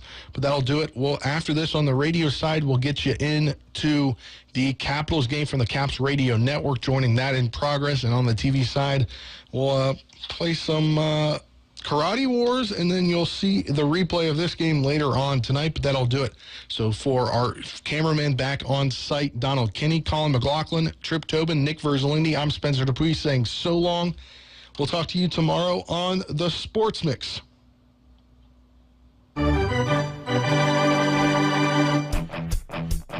You've been listening to West Virginia High School Baseball.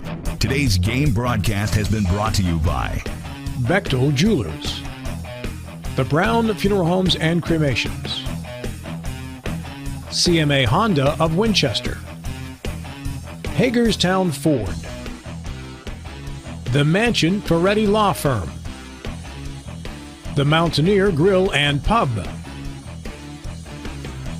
the Mirius Group of Financial Advisors, Orsini's Home Store, Kent Parsons Ford of Martinsburg, Modern Realty Results, and the Skinner Law Firm.